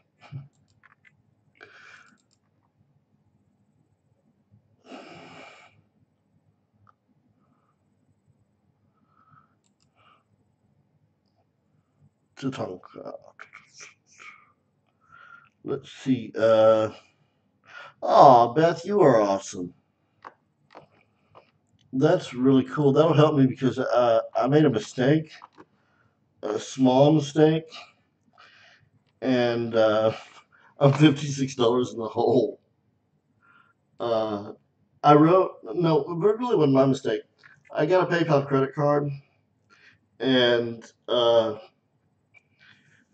it acted like it was going to charge my PayPal account, but it charged my bank. It was $4 for lunch, and it bounced twice instead of coming out of the PayPal account. It's like, what the heck? So that really will help me tremendously. I was like, that's crazy. But yeah, I'll include a couple extras in there then. I mean, I was going to anyway before I saw the amount. Lenny, Lenny, the question is, where do you see yourself in the hobby in 10 years, or 20 years, or a week, or a month? Do you have any goals?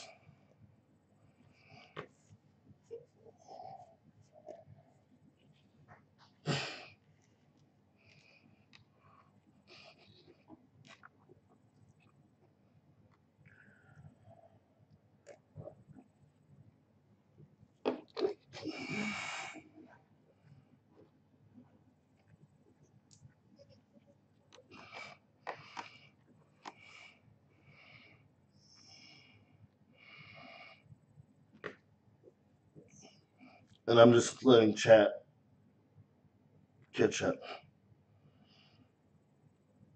You will get there, Beth. You will absolutely get there, and you'll love it.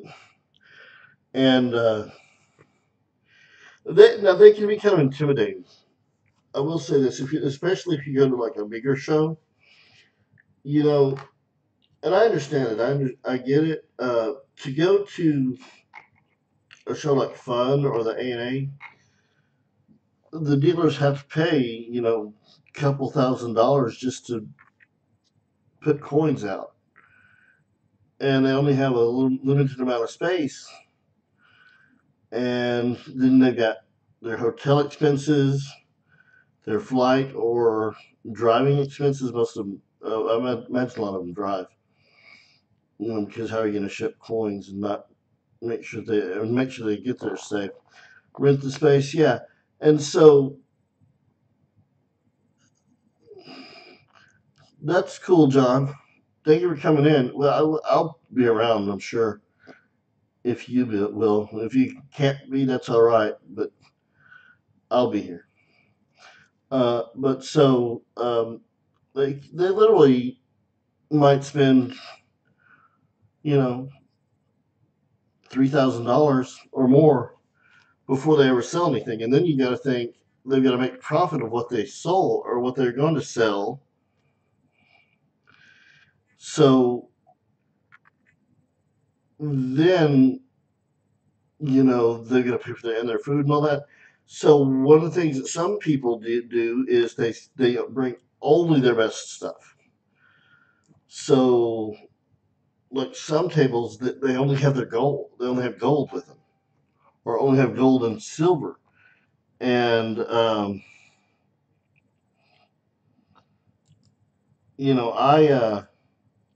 honestly have to avoid those tables because I know there's going to be nothing for me there. But then you go, and there are some people that have what are called economy tables, and they're like maybe $750, and they're smaller space generally, and but they can bring much cheaper coins. And Lenny, I love that. That's awesome.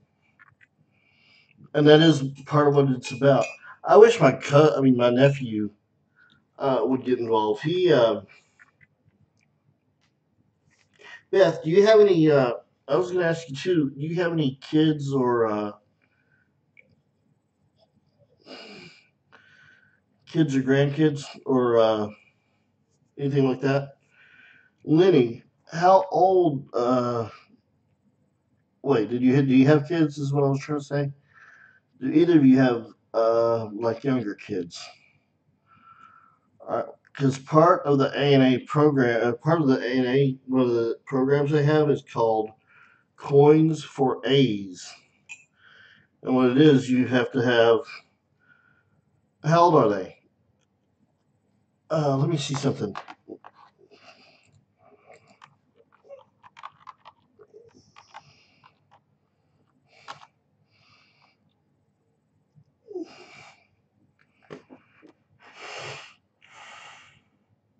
Okay. Am I still here? Stream's good. All right. If you have a child,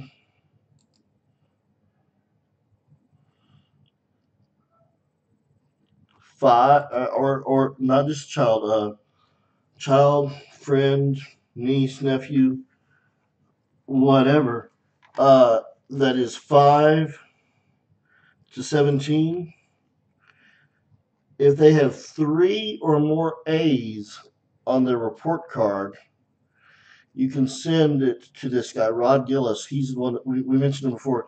He's teaching grading summer seminar with Mike and this guy, Brian Fenton, I was telling you about. If you send them a copy of your report card, him a copy of your their report card, you get a free 1 year electronic membership to the A&A, and you get a free coin. And I want to say, yeah, that opens up the door to more programs,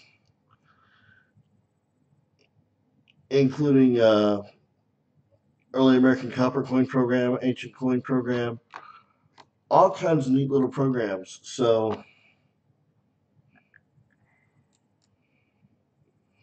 I'm sorry, Lenny. Cancer's horrible. My aunt died several years ago. She had cancer. And she suffered for literally suffered for 3 years. And then my uncle, same side of my family, but different sides for her. I mean, it was basically it was my mom's sister-in-law that died first of cancer, and then my um, step uncle. He, I can't remember how long he might have lived a year and a half. His was extremely aggressive, uh, and he passed away. That was maybe a year or two now. It was rough. So I'm so glad that you survived.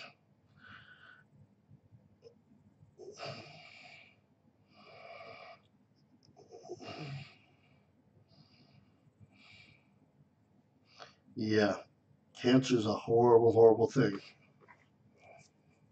Nasty stuff. So it is great to have you here. That's good, Beth. I worry about some of my relatives. Some of my relatives smoke, and I'm like, with our family medical history, I'm not sure that's a good idea.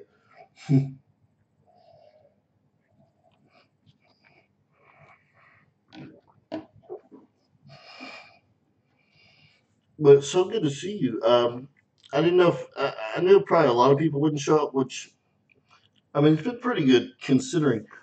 But I figured a lot of people would have live streams, or a lot of people would be with their families. So, and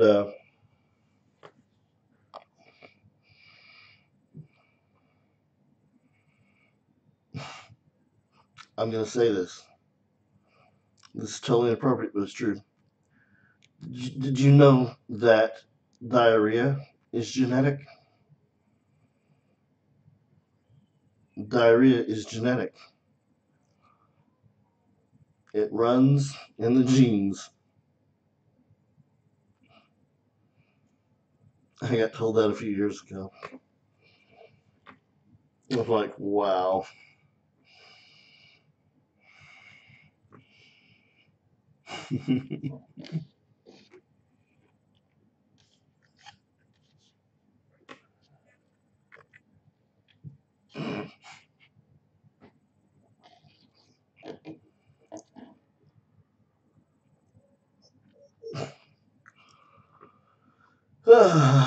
That makes me laugh.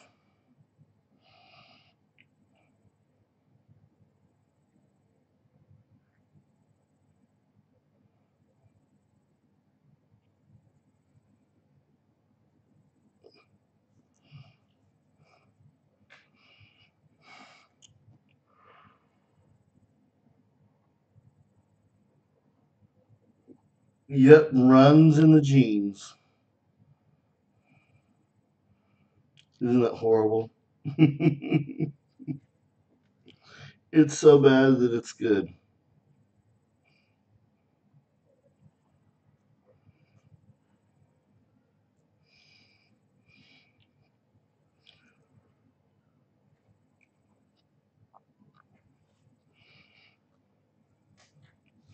Dizzy, come here. You haven't made an appearance tonight, except for meowing. Come here. Come here. Come here, Dizzy Boo. I've got so many nicknames for this cat, it's hilarious. They just come to me. Dizzy Boo, come here. Come here, buddy. Come here. Come on. Come here. Or not.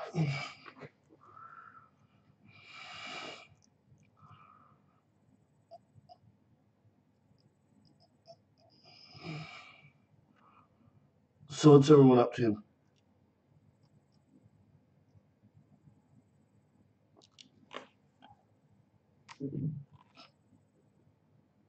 Oh, did you see him?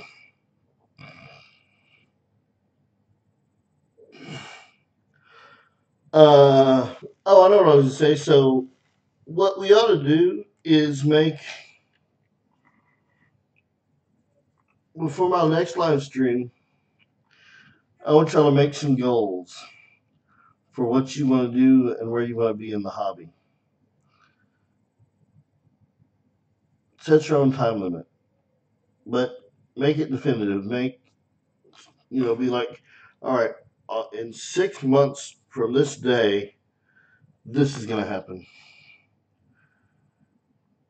Hey, Black Steel Reserve Coin 366, how are you doing? And I forgot your name. You have to remind me again. I will get it right. I will remember it, but it's going to take some time. And if it's just Black Steel, that's cool too. Uh, yeah, I've been talking for a while, but I mean, I could do this literally all night. So I just enjoy this. But I was talking. I'm really kind of focused on what are your goals. Have you set goals for yourself in the hobby? This camera is so high. That's why you can't see me looking at it because I can't see it. It's too high. Um, basically, well, that's too low. Jeez.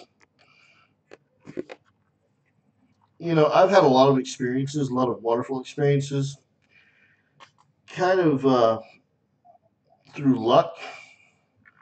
But then some of them I've set goals for myself, and that's why I've been able to advance in the hobby. Which I'm not that advanced, but I'm more advanced than your average collector. And so I think it's healthy in any aspect of life to set goals. And I was wondering what everyone's goals are. In a year, I want to be back at summer seminar. Oh, now Amanda speaks up. She's such a lurker. I'm going to write at least one more article in the next year. I really should write, I really should aim for two or three. I'm going to get in touch with one of the local coin clubs. I just randomly had a member pop in here that didn't know anything about me. And then we started talking, we realized we're from the same area. I mean, he's across the other side of the state, but that's close enough. And I'm going to go to the fun show, which is the Florida United Numismatists show in January. That's going to be one of my other goals. And I'm going to set more. I mean, it's always a good idea to set goals. Figure out what you want out of the hobby and where you're going. I've been collecting for 29 years, but most of that time I didn't have goals and I didn't really advance. It's only been the last few years that I've really, really advanced. And I mean, I've always had fun. I've always had fun, but I just think it's neat to set goals for yourself.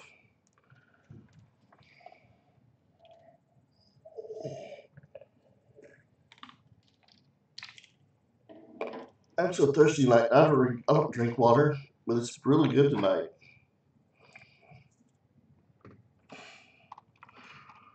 Um, Pardon me. Check something here. Check something.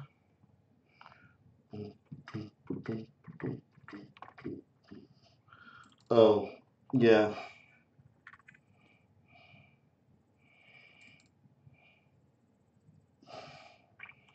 Why did he stop, Beth? And I have to do my shameless plug here since my admin isn't Lenny. That's not true. Let me stop you right there, real quick. You always have something to contribute. You always. Like, you're passionate about Abe Lincoln. You could do a Lincoln Cent exhibit. You could even do. Uh, See what I thought about doing. For instance, I'm an Elvis fan. All right, um, and I thought about getting coins from every year that he was alive and making up a little thing where I show a coin and say, all right, this is a 1935 wheat cent. This coin was minted the year he was born, 1977. This coin was made the year he died, 1956. In 1956, Elvis wrote, or not wrote, but signed with RCA, that kind of thing. Yours with the Lincoln and Lincoln liking Lincoln would be even better. So you do have something to contribute, whether you know it or not. It's trying to figure out what you can contribute. But once you figure it out, you'll be able to do it. So now I'm going to do my shameless plug since my moderator or admin or whatever is not here. I'm going to do this.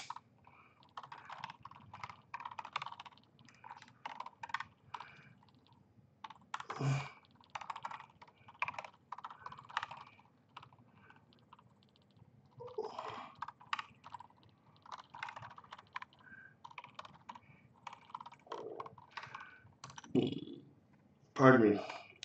I'm going to do my shameless plug since my admin isn't here. Yes, you do, Beth. That is one of the greatest things you can contribute. I mean, a lot of what this hobby is,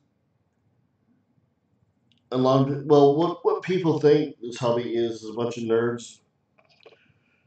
Well, very much like myself, but it's so much more than that.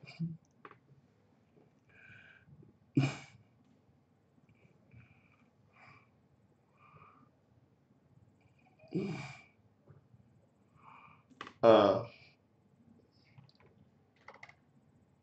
we need more women in the hobby too. That's one big thing that, women and children.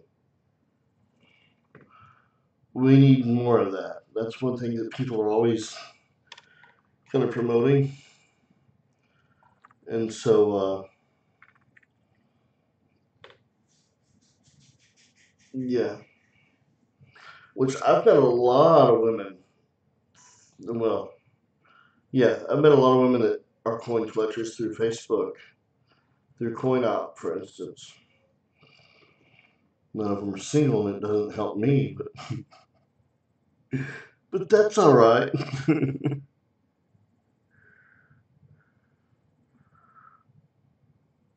Wow, Lenny, that is awesome. That is so cool. See, that's wonderful.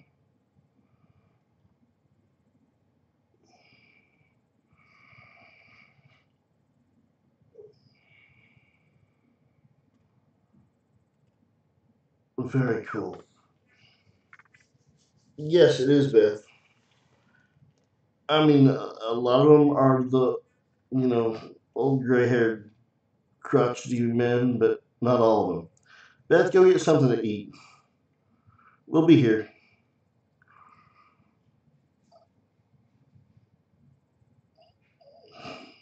We will be here. I mean, I'm going to be here as long as people are here. So,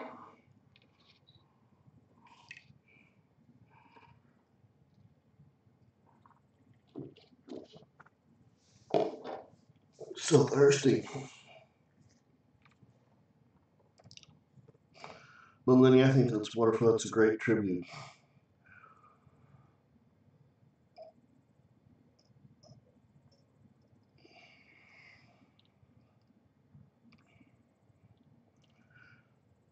Oh, Lenny, you're not going to believe this. You're not going to believe what I heard about Amanda.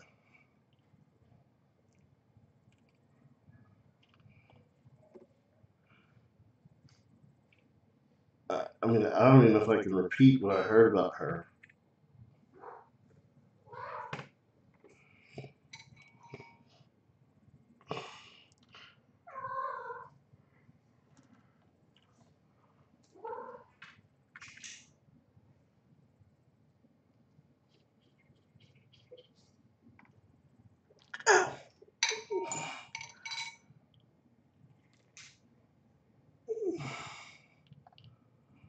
I'm sure he was. Hey, Dizzy, what the heck, dude? Come here. What the heck? Come here, Dizzy Boo. Dizzy boy.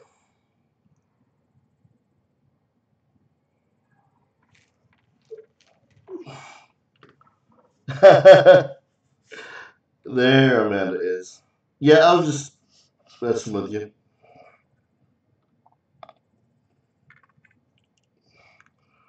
You lurker.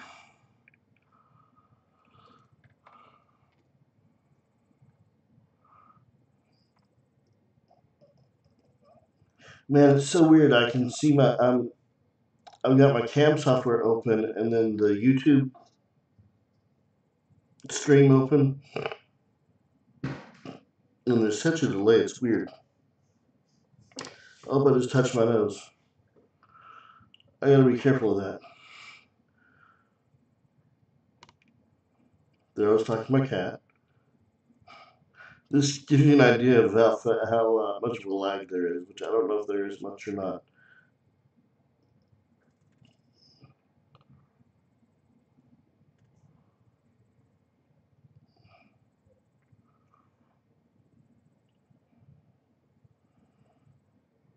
Yeah, there's a little bit of a lag. But is the quality overall okay? I mean, as far as I'm not cutting in and out, am I? Or fuzzy, or I mean, like staticky or anything? Man, I wish I could lower this cam. I've got a big screen. I mean, it's a pretty big screen. I don't know if you define this big screen, but it's a monitor, and it needs to be lower.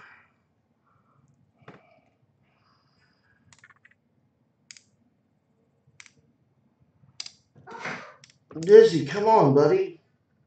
Relax. Relax. This is not your stream. Come here. Come here. Alright, come here. Dizzy, come here. I want to pay attention to you. Come here. Come here. Go ahead and repeat what you. Oh, yeah, I already read that. Come here, buddy. Come here, butthead.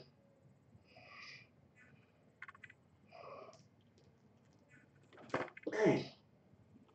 Oh, I was even telling one that, oh, John's back. Y'all, John is an expert on the wrong design and transitional varieties. We're talking your wide AMs and your accented hair, JFKs, and Type B reverse Washington quarters and that kind of stuff. And he has a CD. So I want to plug that. We met each other at at the ANA World National Money Show last year or year before last. Year before last. Year before last. 7 cats in your house. That's awesome. I just got him, and he's a handful enough. Come here, I want to pet you. You're such a jerk.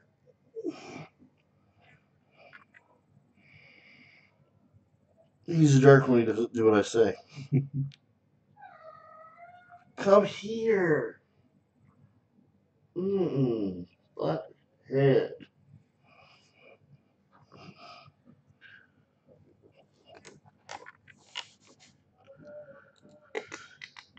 Oh.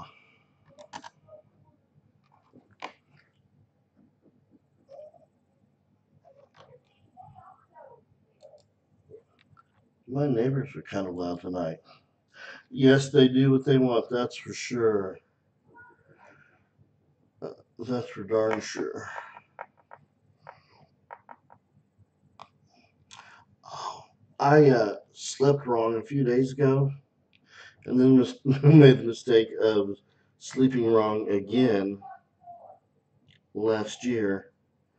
Last night, last year. And I got such a crook in my neck. It's awful.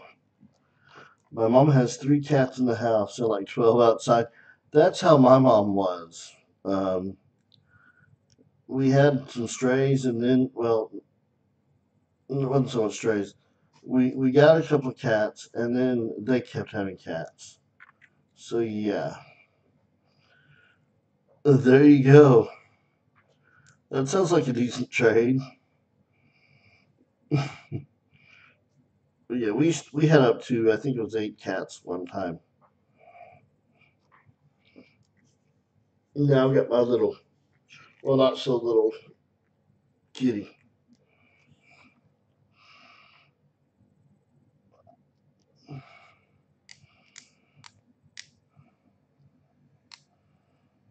Four cats inside. Yeah, even one is kind of tough. It's doable, but it's tough.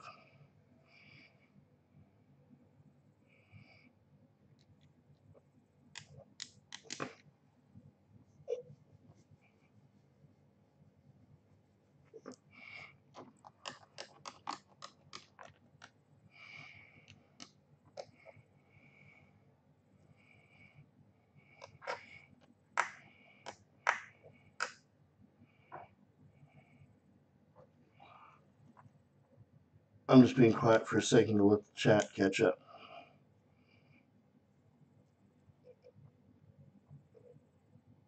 Or for me to catch up to the chat. Big house, no kids.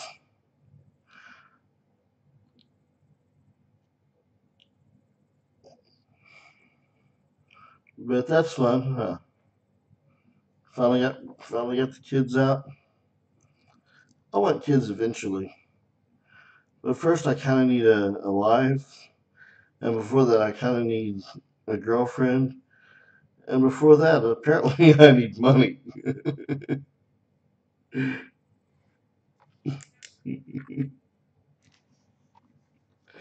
All in due time.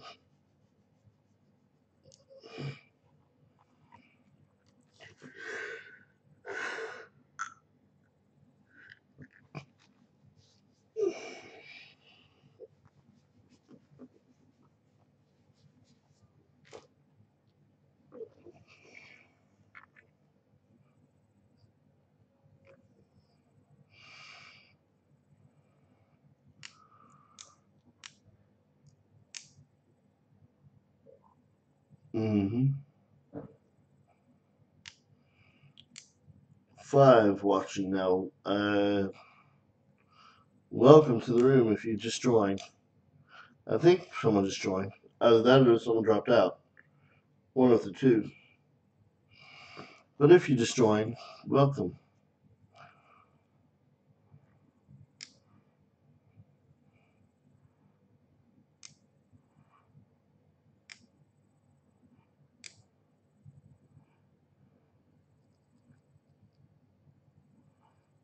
Yeah, Lenny, what are your goals? Well, Lenny was saying,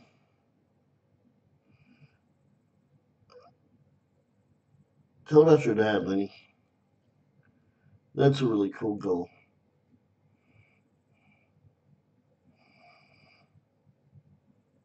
And overall, just all that.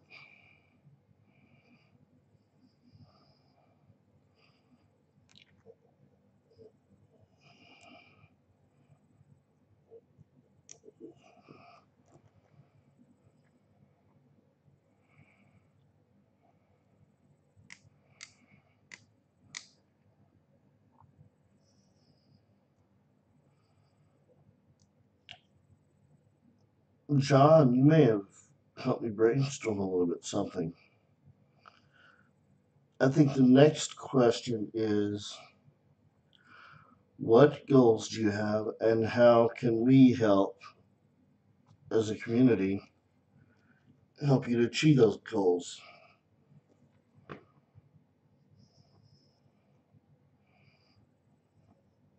It's something to think about because it's all about the community.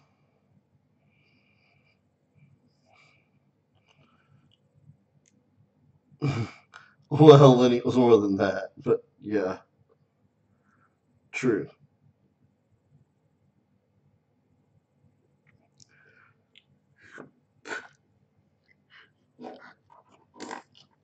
Oh gosh, neck again. Mm.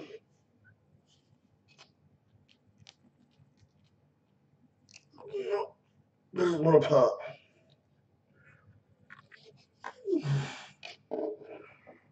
Ooh.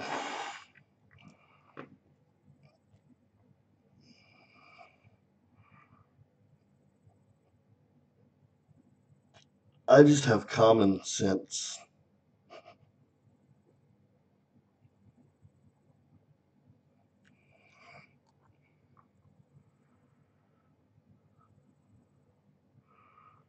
There you go, Lenny. Exactly. That's so cool.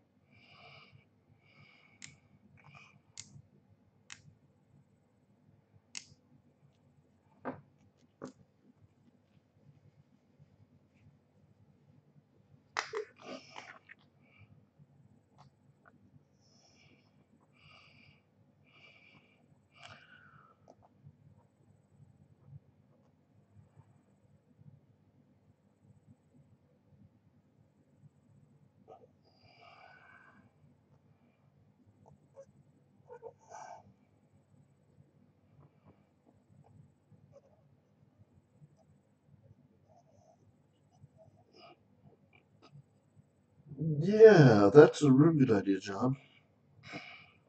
The one a year set.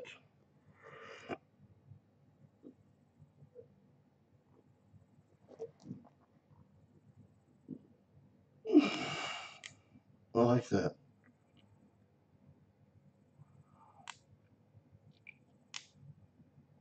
And maybe a mint set or proof set from the year and then that he was born and then the year he died. Something to think about.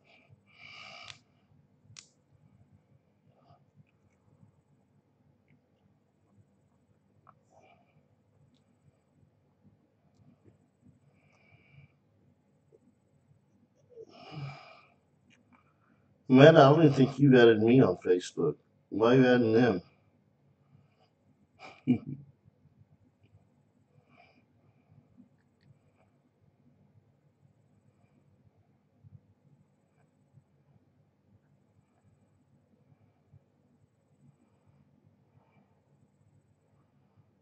Lenny, you probably do.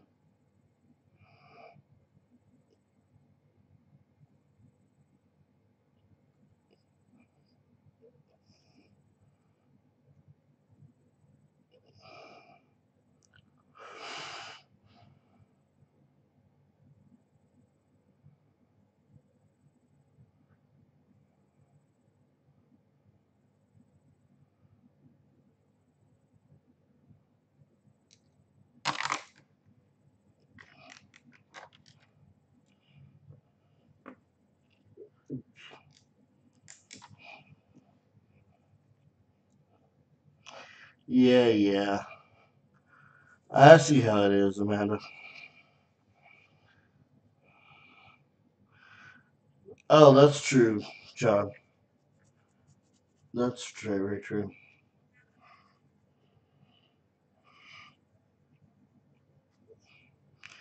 I think we need to get Bob to stay up later next time. If you can stay up this late, John, Bob certainly should be able to. What is it? 10:45 your time?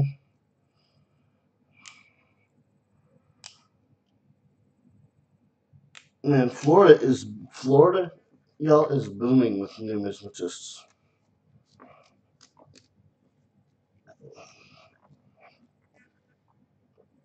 It's amazing. Let's see something real quick.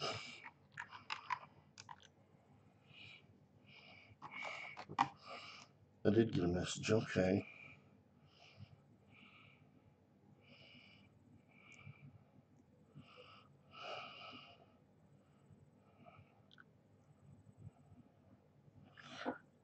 Let me know if this starts messing up.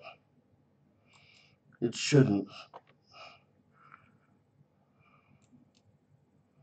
Wait, did you just now send that to me or okay, alright, yeah, I just got it. I've got like 8 notifications. Wow.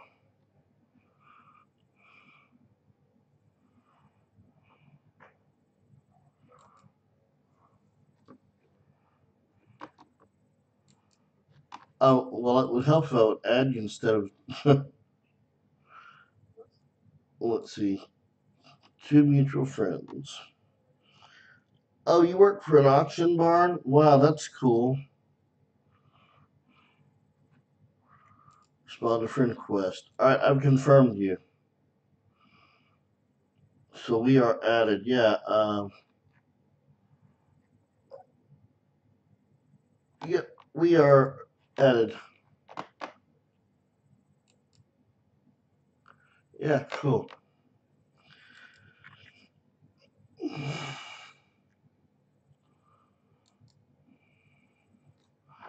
I usually hit the about midnight.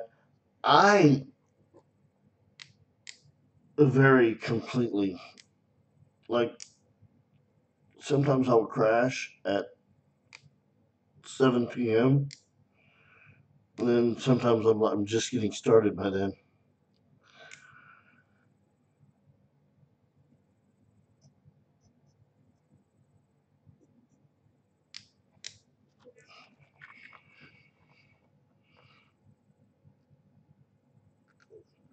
Remind me, well, Yeah, I probably won't be able to. I need to write myself a note to send out Beth's counterfeit detection guide. Those are really cool. I gotta remember to save one for myself. They're really, really neat.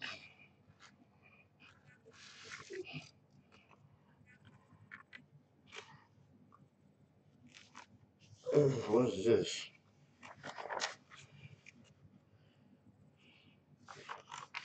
Send out.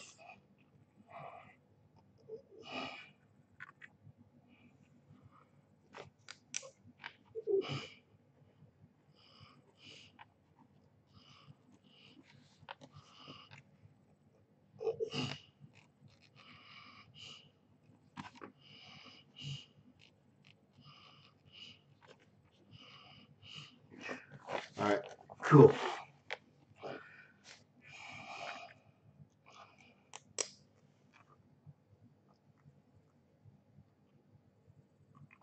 That is taken care of.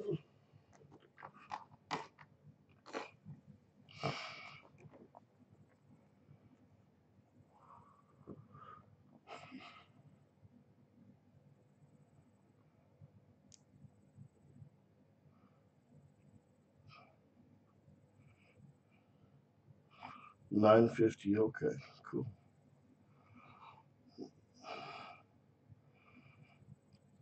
Yeah, exactly.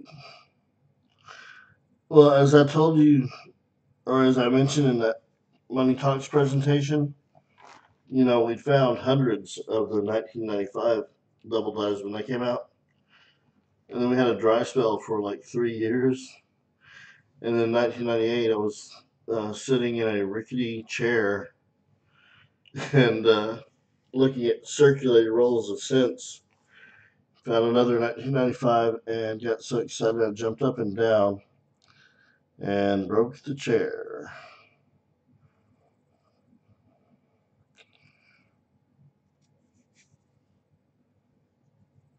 That was fun. Wait till y'all start cherry picking. John, you probably do that a lot, don't you?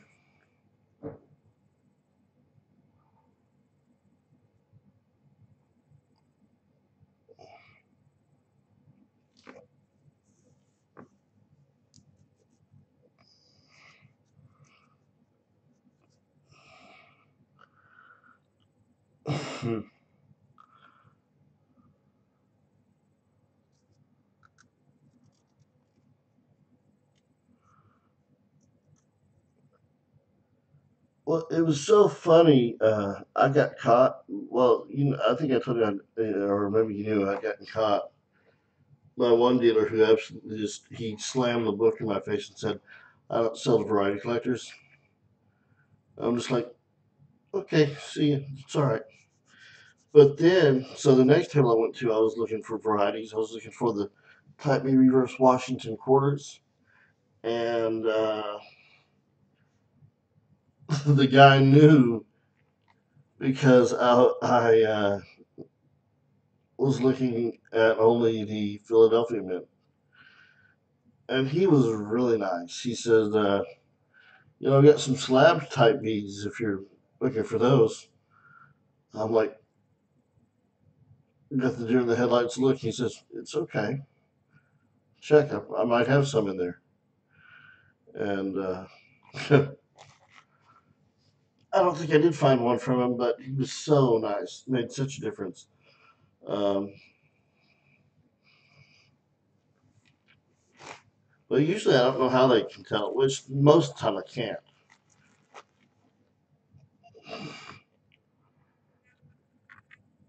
Really, see, eBay is wonderful. I love that. I don't know if you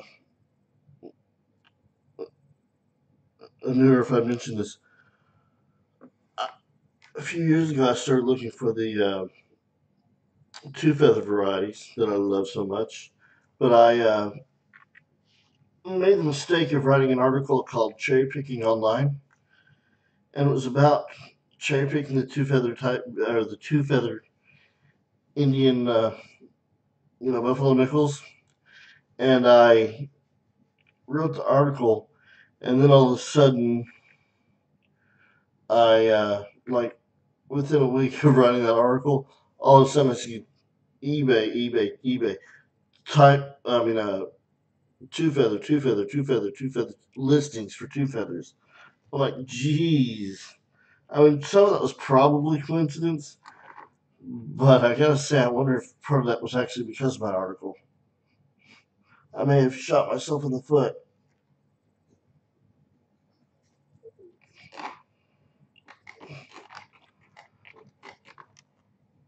So I didn't see them before my article, and then after my article, they were all over the place.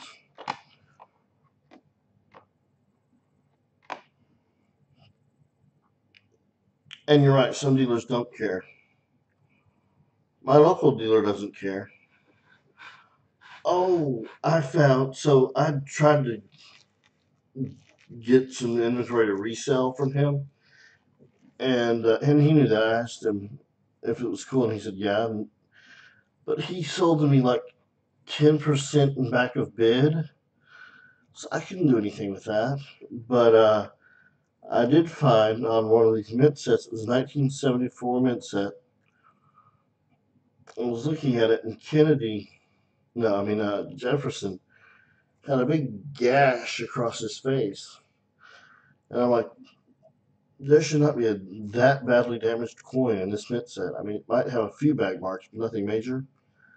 Well, sure enough,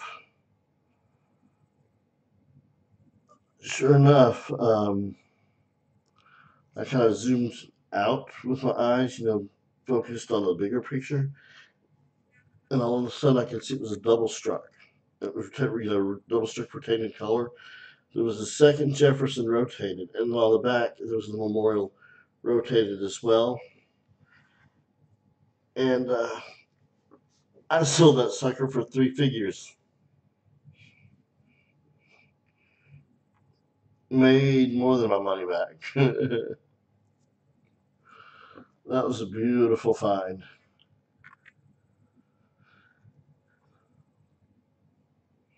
It's amazing how fast word can spread.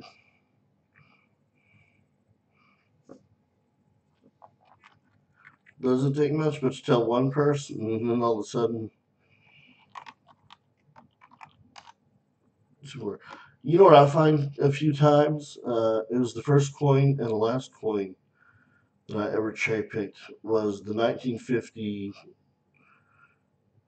double beak Washington quarter. I'll check on eBay every now and then for those, because you can see them so easily.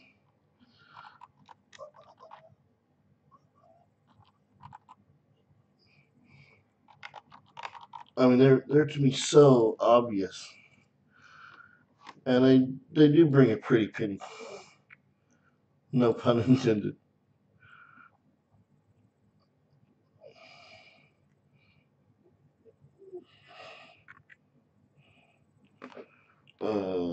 What? Let me see if. Everything's broken.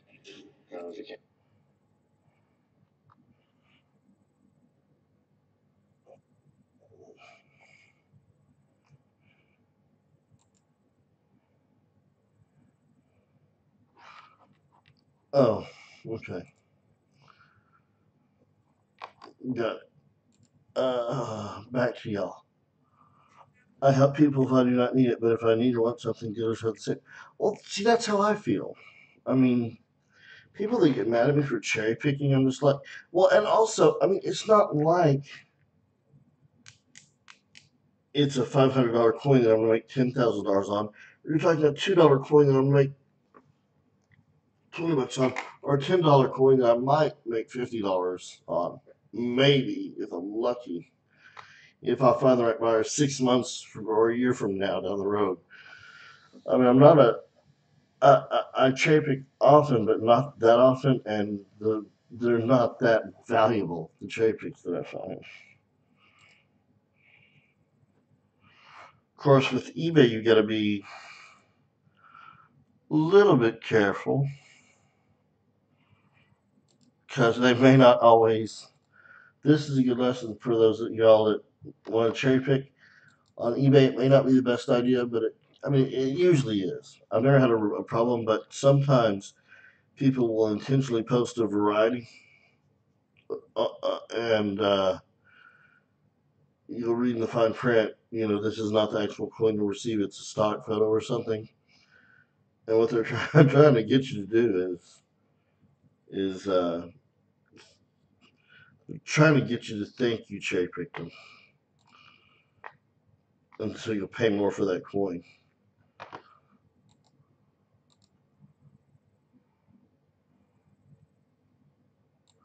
It does happen.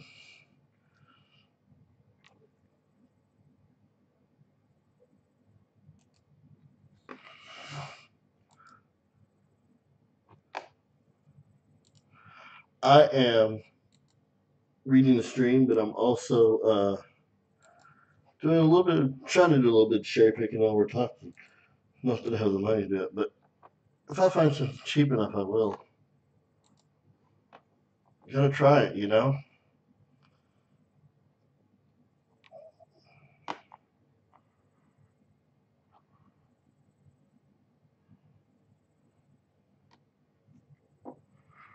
Uh, proof. Ooh, but see, that's already overpriced. Let me see. It's not even a good one. All right. What do you look for? Any of you actually?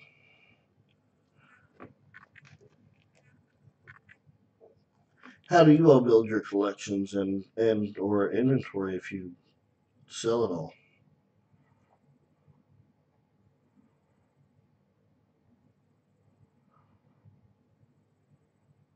Oh, this is what I'm talking about. Now, I didn't cherry pick this, but here is a listed. Wait, is that?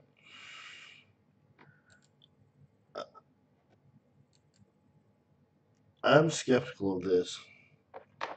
He says it's. Oh, yeah, nope, he's right. This wasn't a good photo. It was a double beak. He wants $40 for it.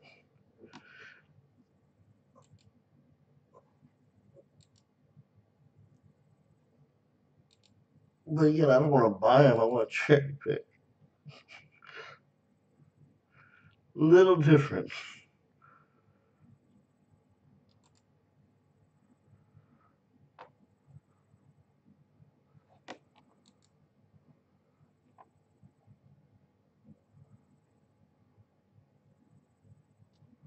Uh-oh. All right.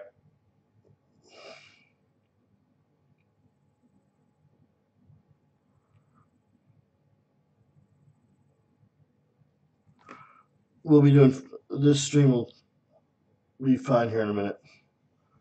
That's what I get for trying to look at coins and all that.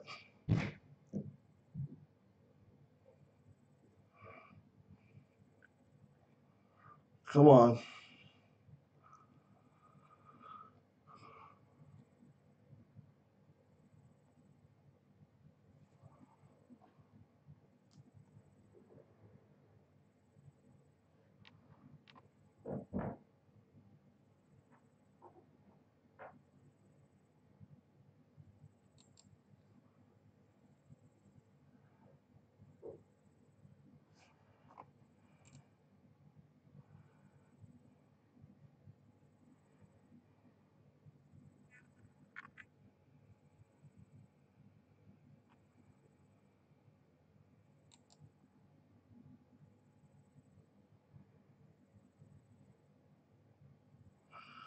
Yeah, Lenny, that's true.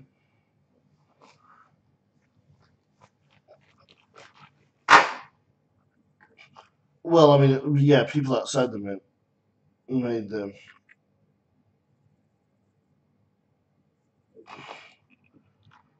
Yep.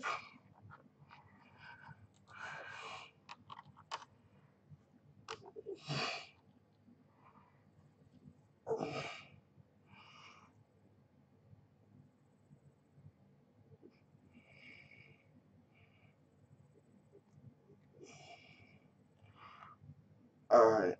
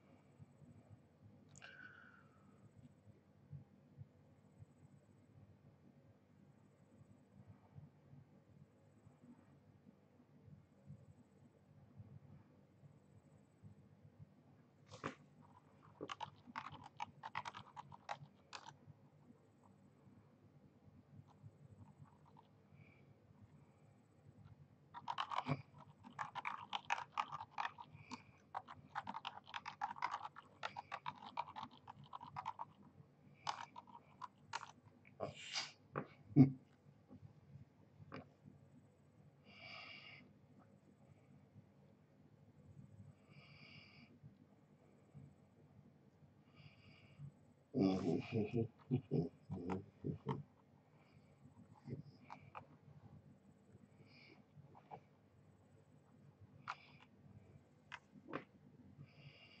Wow, come on, eBay. I mean, YouTube.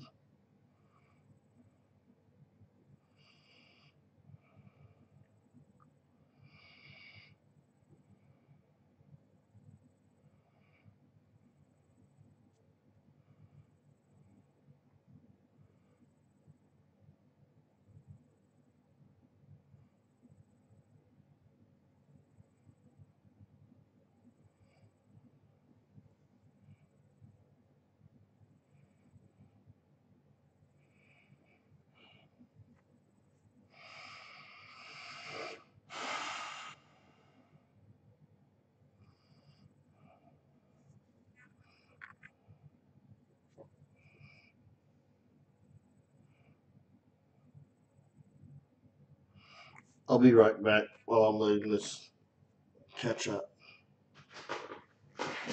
Be right back.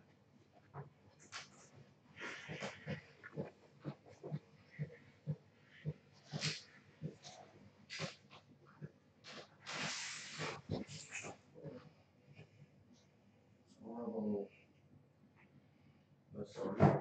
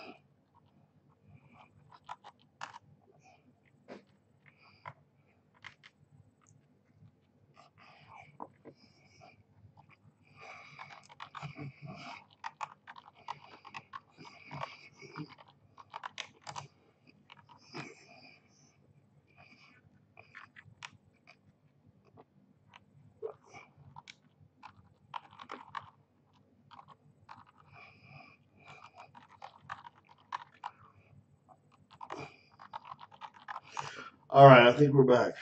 And pardon me while I'm eating a Pop Tart.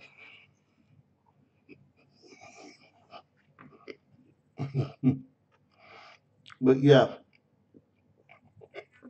and there are legitimate two-headed coins where the uh,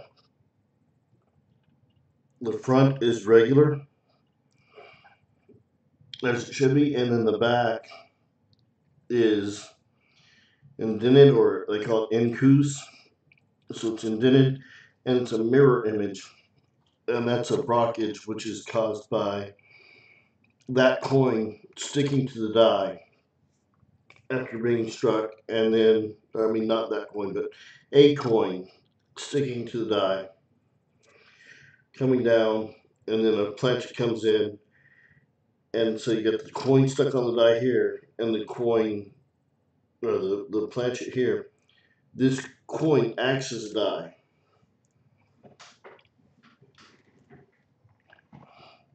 Oh, good, good. Glad to hear it, Lenny. That's good.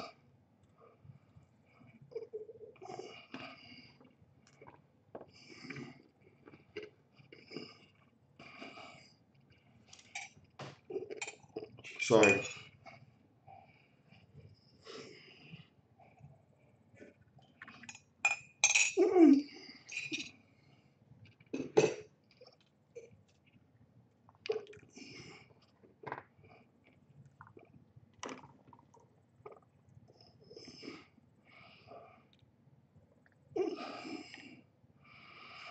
Yeah, I like this. This is going a lot faster, I think. All I had to do was refresh.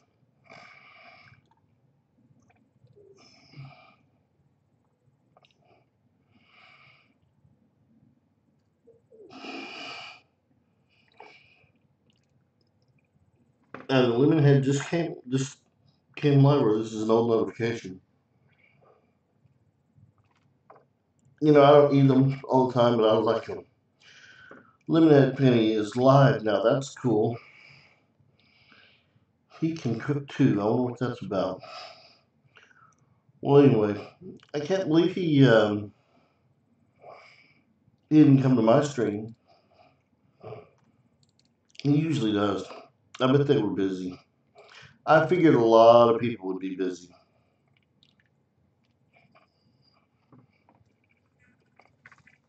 That's okay. I appreciate all of the support. I think this is strawberry. Yeah.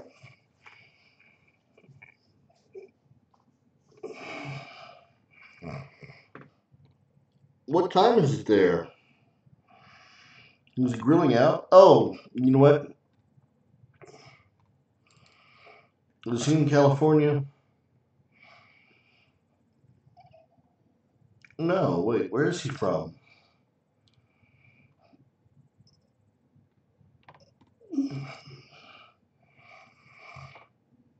Yeah, maybe he's from California. That would make sense. I'm looking over my clock and it's 10:13. I think that's kind of a late to grill out. Yeah, it should be 8:13 for him. That makes more sense.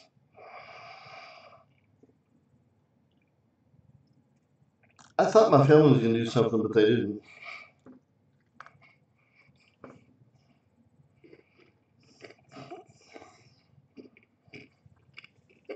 Oh, my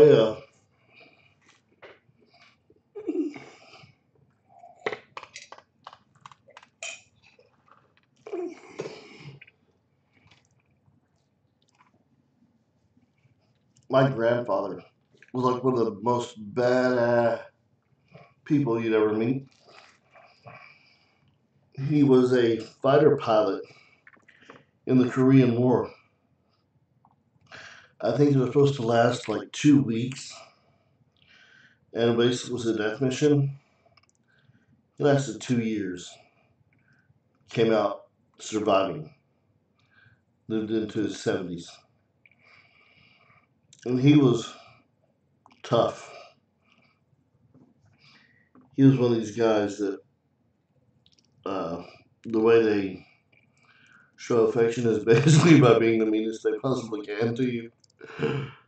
And yeah, he was tough. It took me a long time to figure out. I mean, it was long after he died that I figured out. Oh yeah, he was just being, him. He was awesome though. Can you imagine? It's amazing.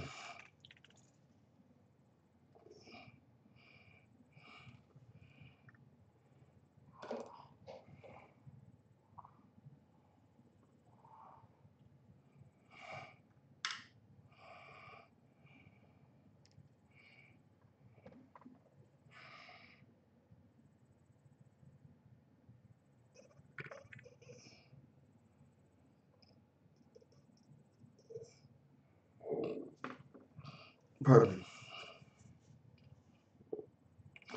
Have any of y'all seen the movie 1408 with John Cusack? He's in the hotel room.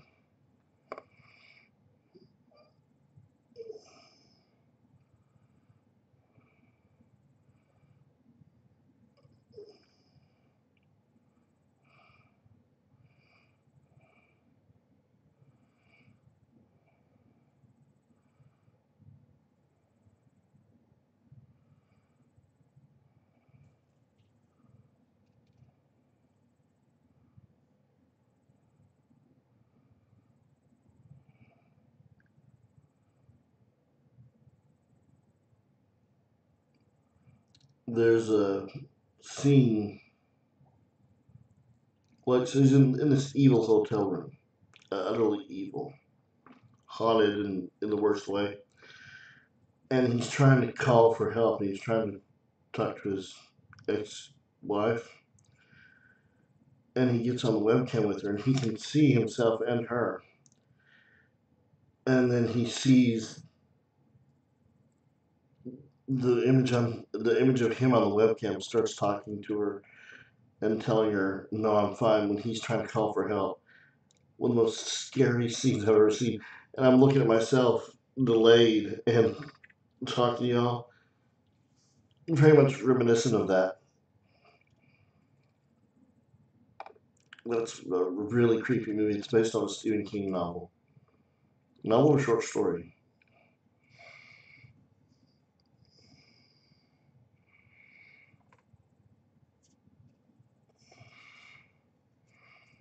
Beer ditches.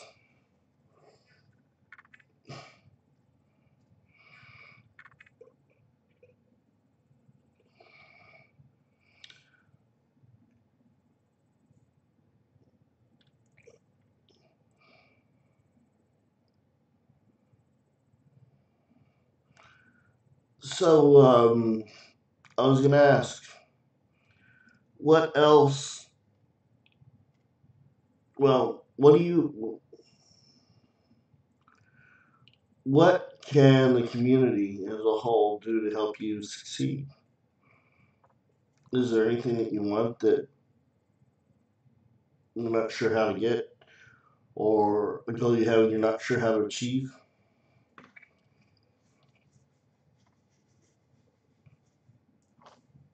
Something to think about.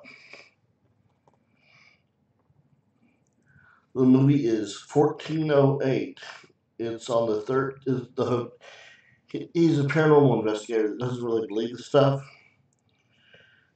It's John Cusack, and he goes to the hotel. That's the room number adds up to 13, and it's on the 13th floor because there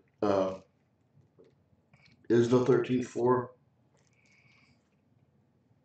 and so it's one of the only movies that really messed with my head. I mean, I can deal with a lot of scary movies, but that one messed with my head when I first saw it.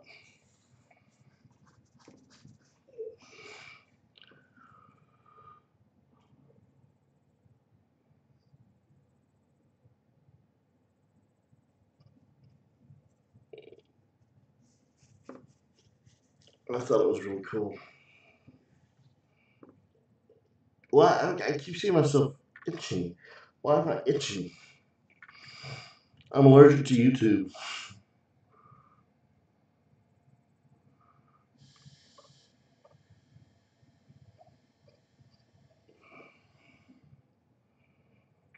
Yeah, you might, I don't know if you like kind of horror movies or not.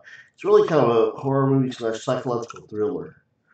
I mean, it's and you're trying to figure out what's going on and whether what he's experiencing is it real? You know what is actually going on, and reality changes. Like it's kind of like how I've had dreams before, nightmares, and uh, I'll suddenly see something in the dream, and it's like, oh yeah, this can't be real because of that, whatever the thing is in the dream, and then that'll change all of a sudden, and so I'm like, oh wait, no, it must be real. That it's that kind of thing in the movies.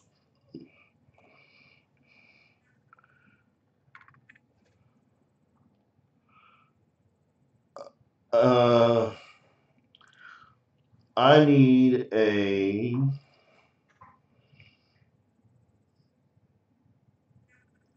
1974 aluminum, which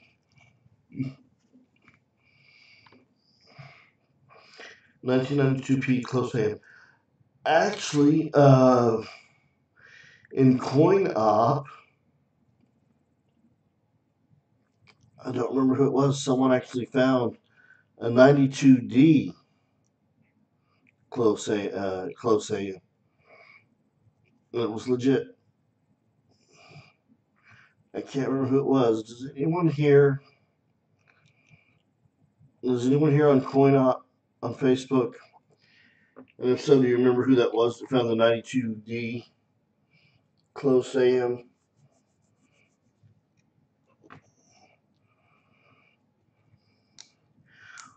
By the way, John, why do they?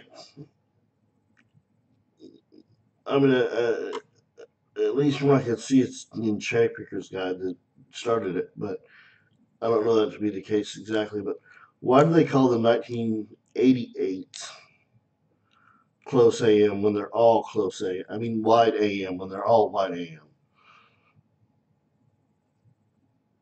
I've never understood that.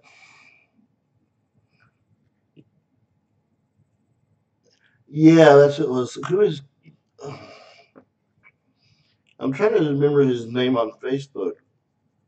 I'm bad with names. Oh, really? I didn't know that, John. That the Smithsonian had 74 aluminum.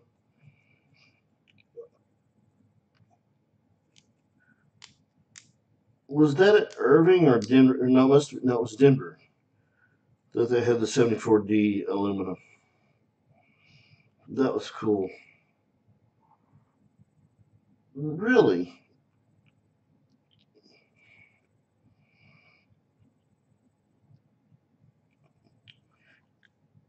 How rare do you think the 92s actually are? I'm curious.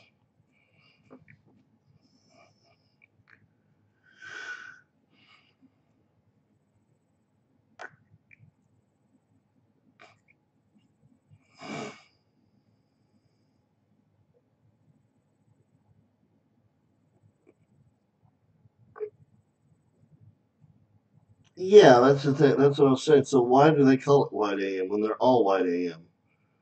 Like I think even Cherry Pickers has it listed as wide AM, but they're all wide AM.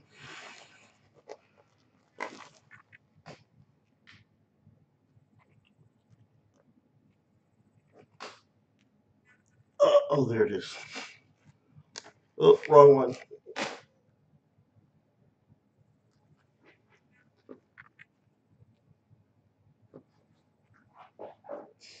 Well, yep, I'm not Cherry Pickers.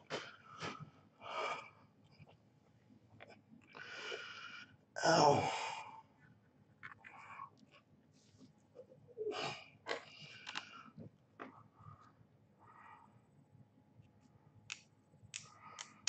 Lamb clam, thank you.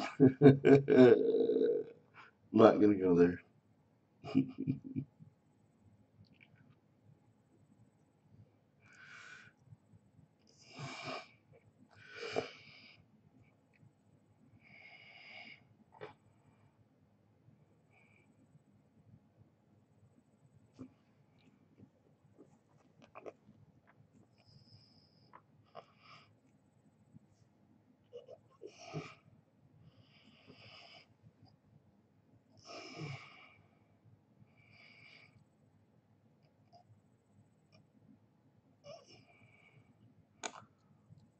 Amanda, what's Cointelligence's first name?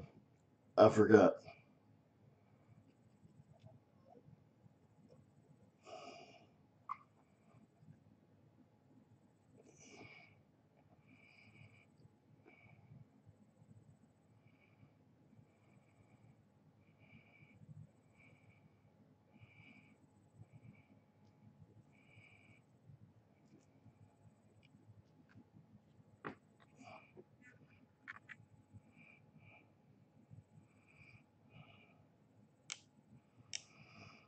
Oh, okay, John.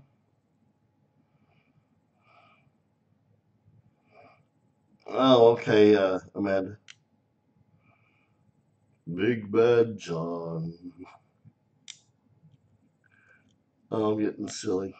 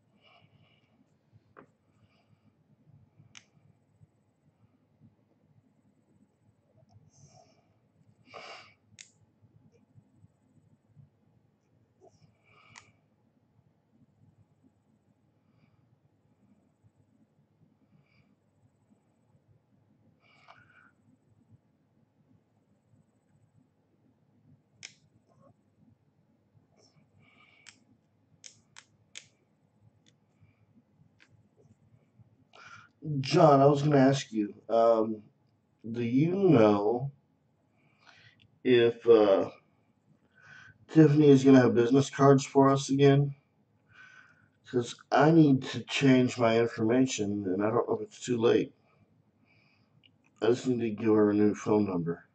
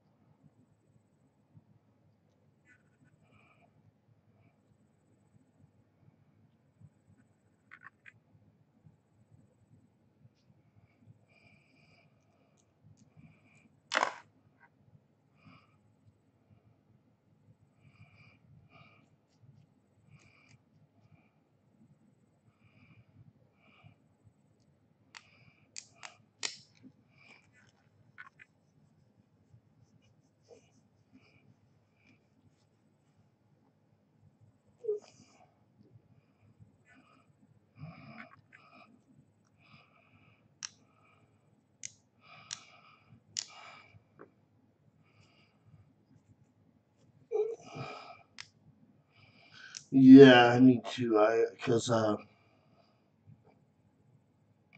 like I said, all the information is correct except for the phone number.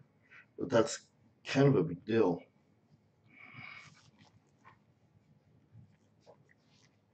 I will contact her tomorrow. I also need to see if they're getting housing figured out for me for summer seminar. I'll have to call Megan Reed or Amber Bradish. Because last year it was awful. They had me down this huge hill, and Mike Ellis and Brian Fenton had to help me up and down the hill pretty much, and Rod Gillis. I mean, it was bad. It was like super steep. So if they could put me in Loomis, that would be better.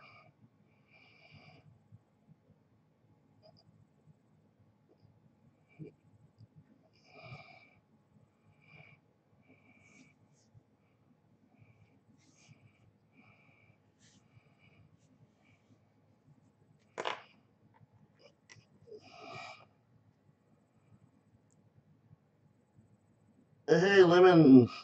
Yeah, I'm sorry we missed your stream. I hope you had a good one. You should. Wait, did I sell you stuff? I can't remember. Anyway, I love the stuff you sent me. I love all the stuff that you send me. It's really cool. So thank you for that. Y'all, if y'all,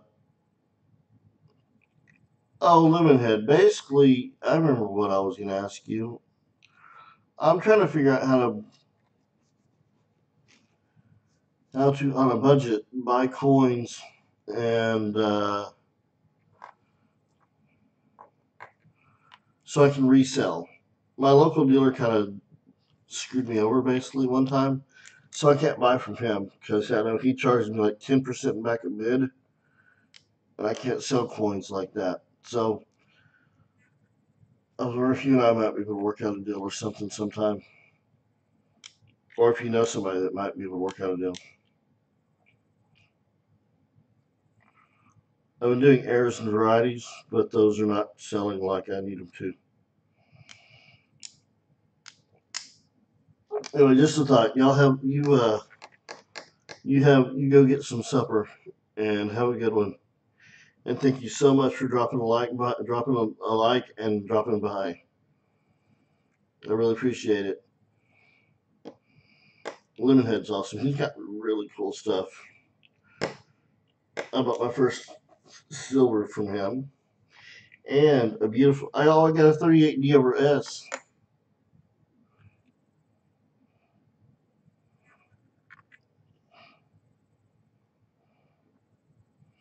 Wait, you emailed me?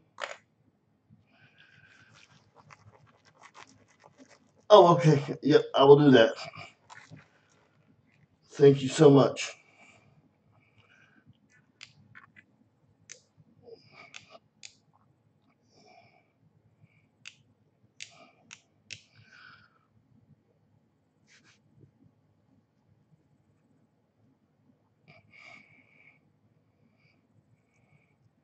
Lemonhead also has some really cool stickers. He sends all kinds of stickers with his stuff.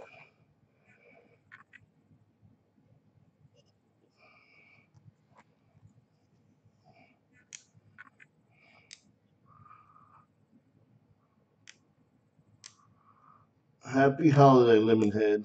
You have an awesome night. I'll probably close up shop here in a little while.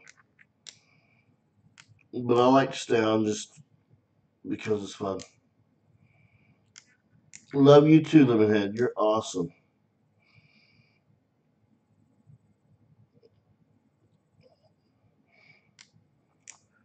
Like I said, I got a neat 38D over S from him.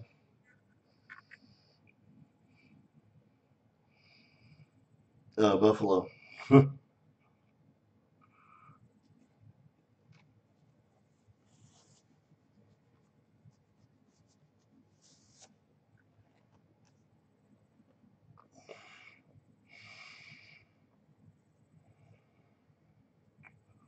Also got a what? Seated Liberty or something? I can't remember.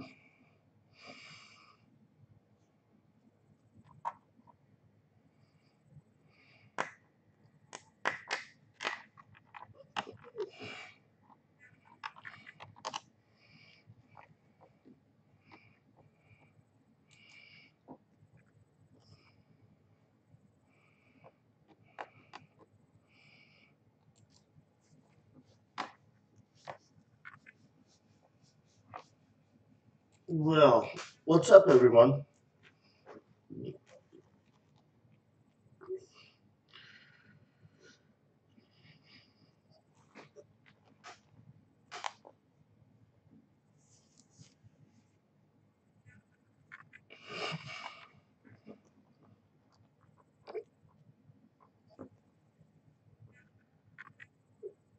Oh, that hurt. Don't stab yourself in the eye.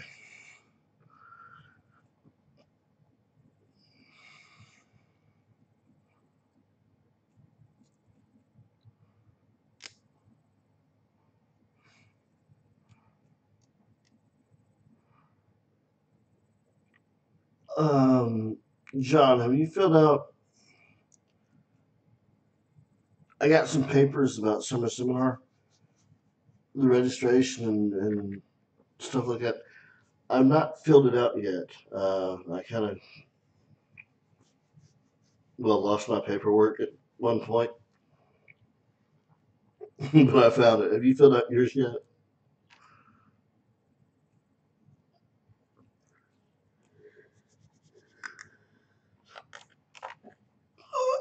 Oh, that was a yawn.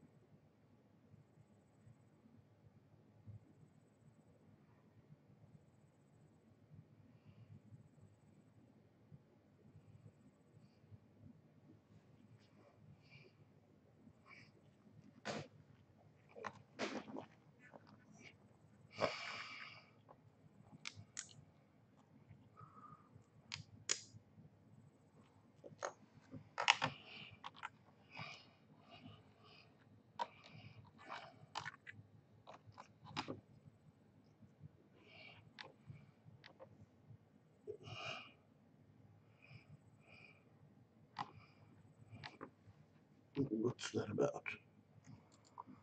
Uh,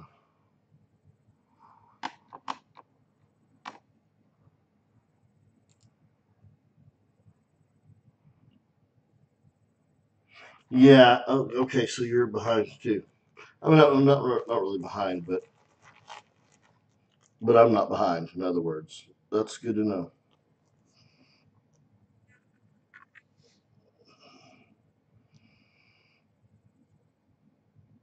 I mean, I figure absolutely worst case scenario we can fill out when we get there, but I do want to try to actually get it to them beforehand.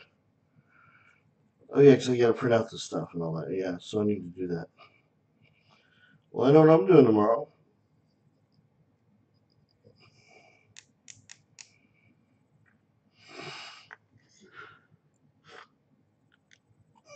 John, are you doing that as a bull session? Are you doing a bull session? I mean, teaching a bull session?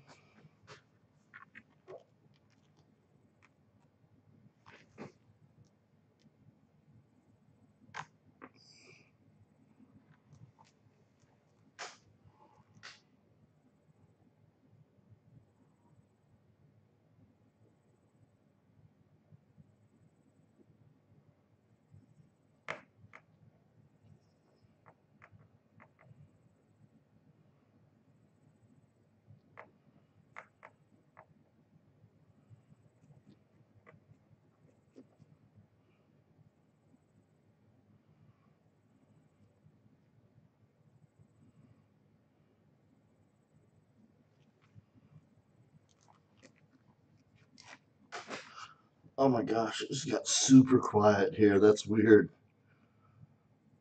That's creepy.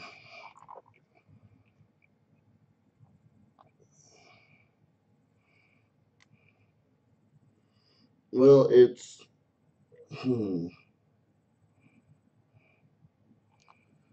10:39 here. Anyone else have anything going on? And maybe time to close up shop.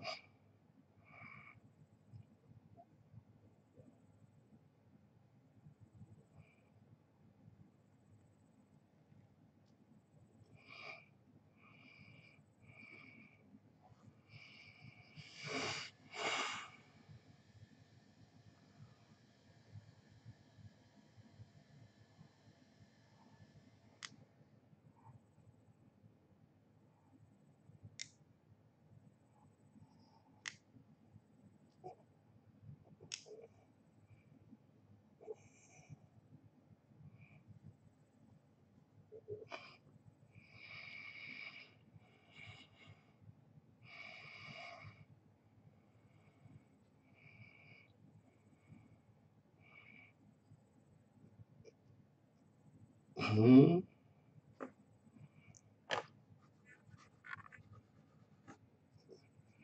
John, what was that?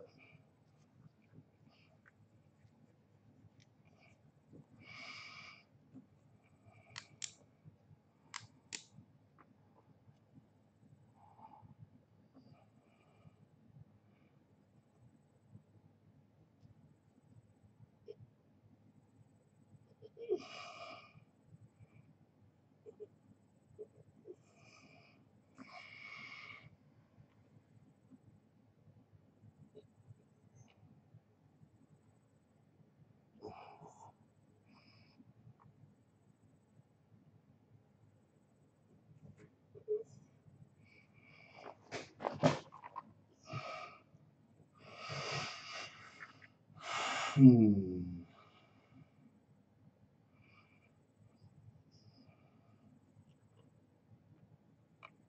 Well,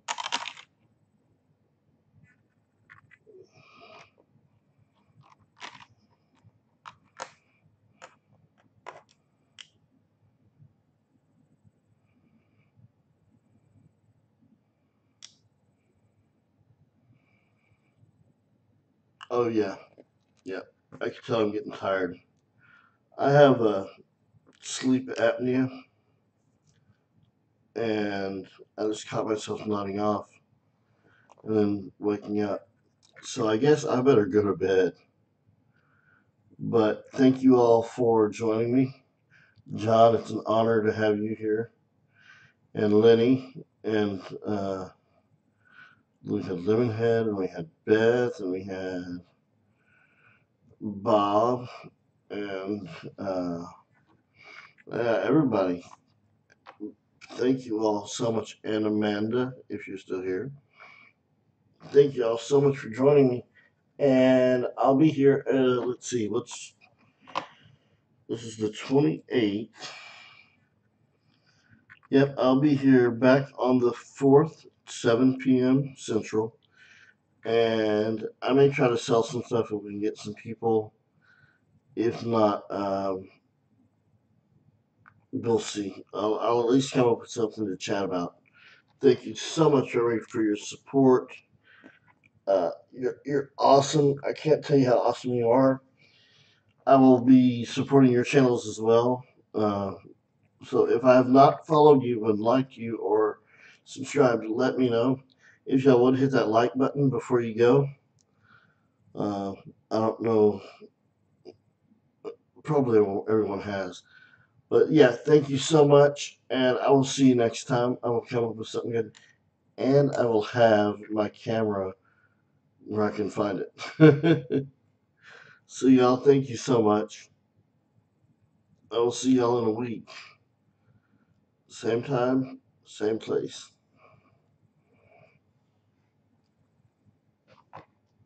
Bye, y'all. Oh, yeah, there we go. For real. All right, bye, y'all.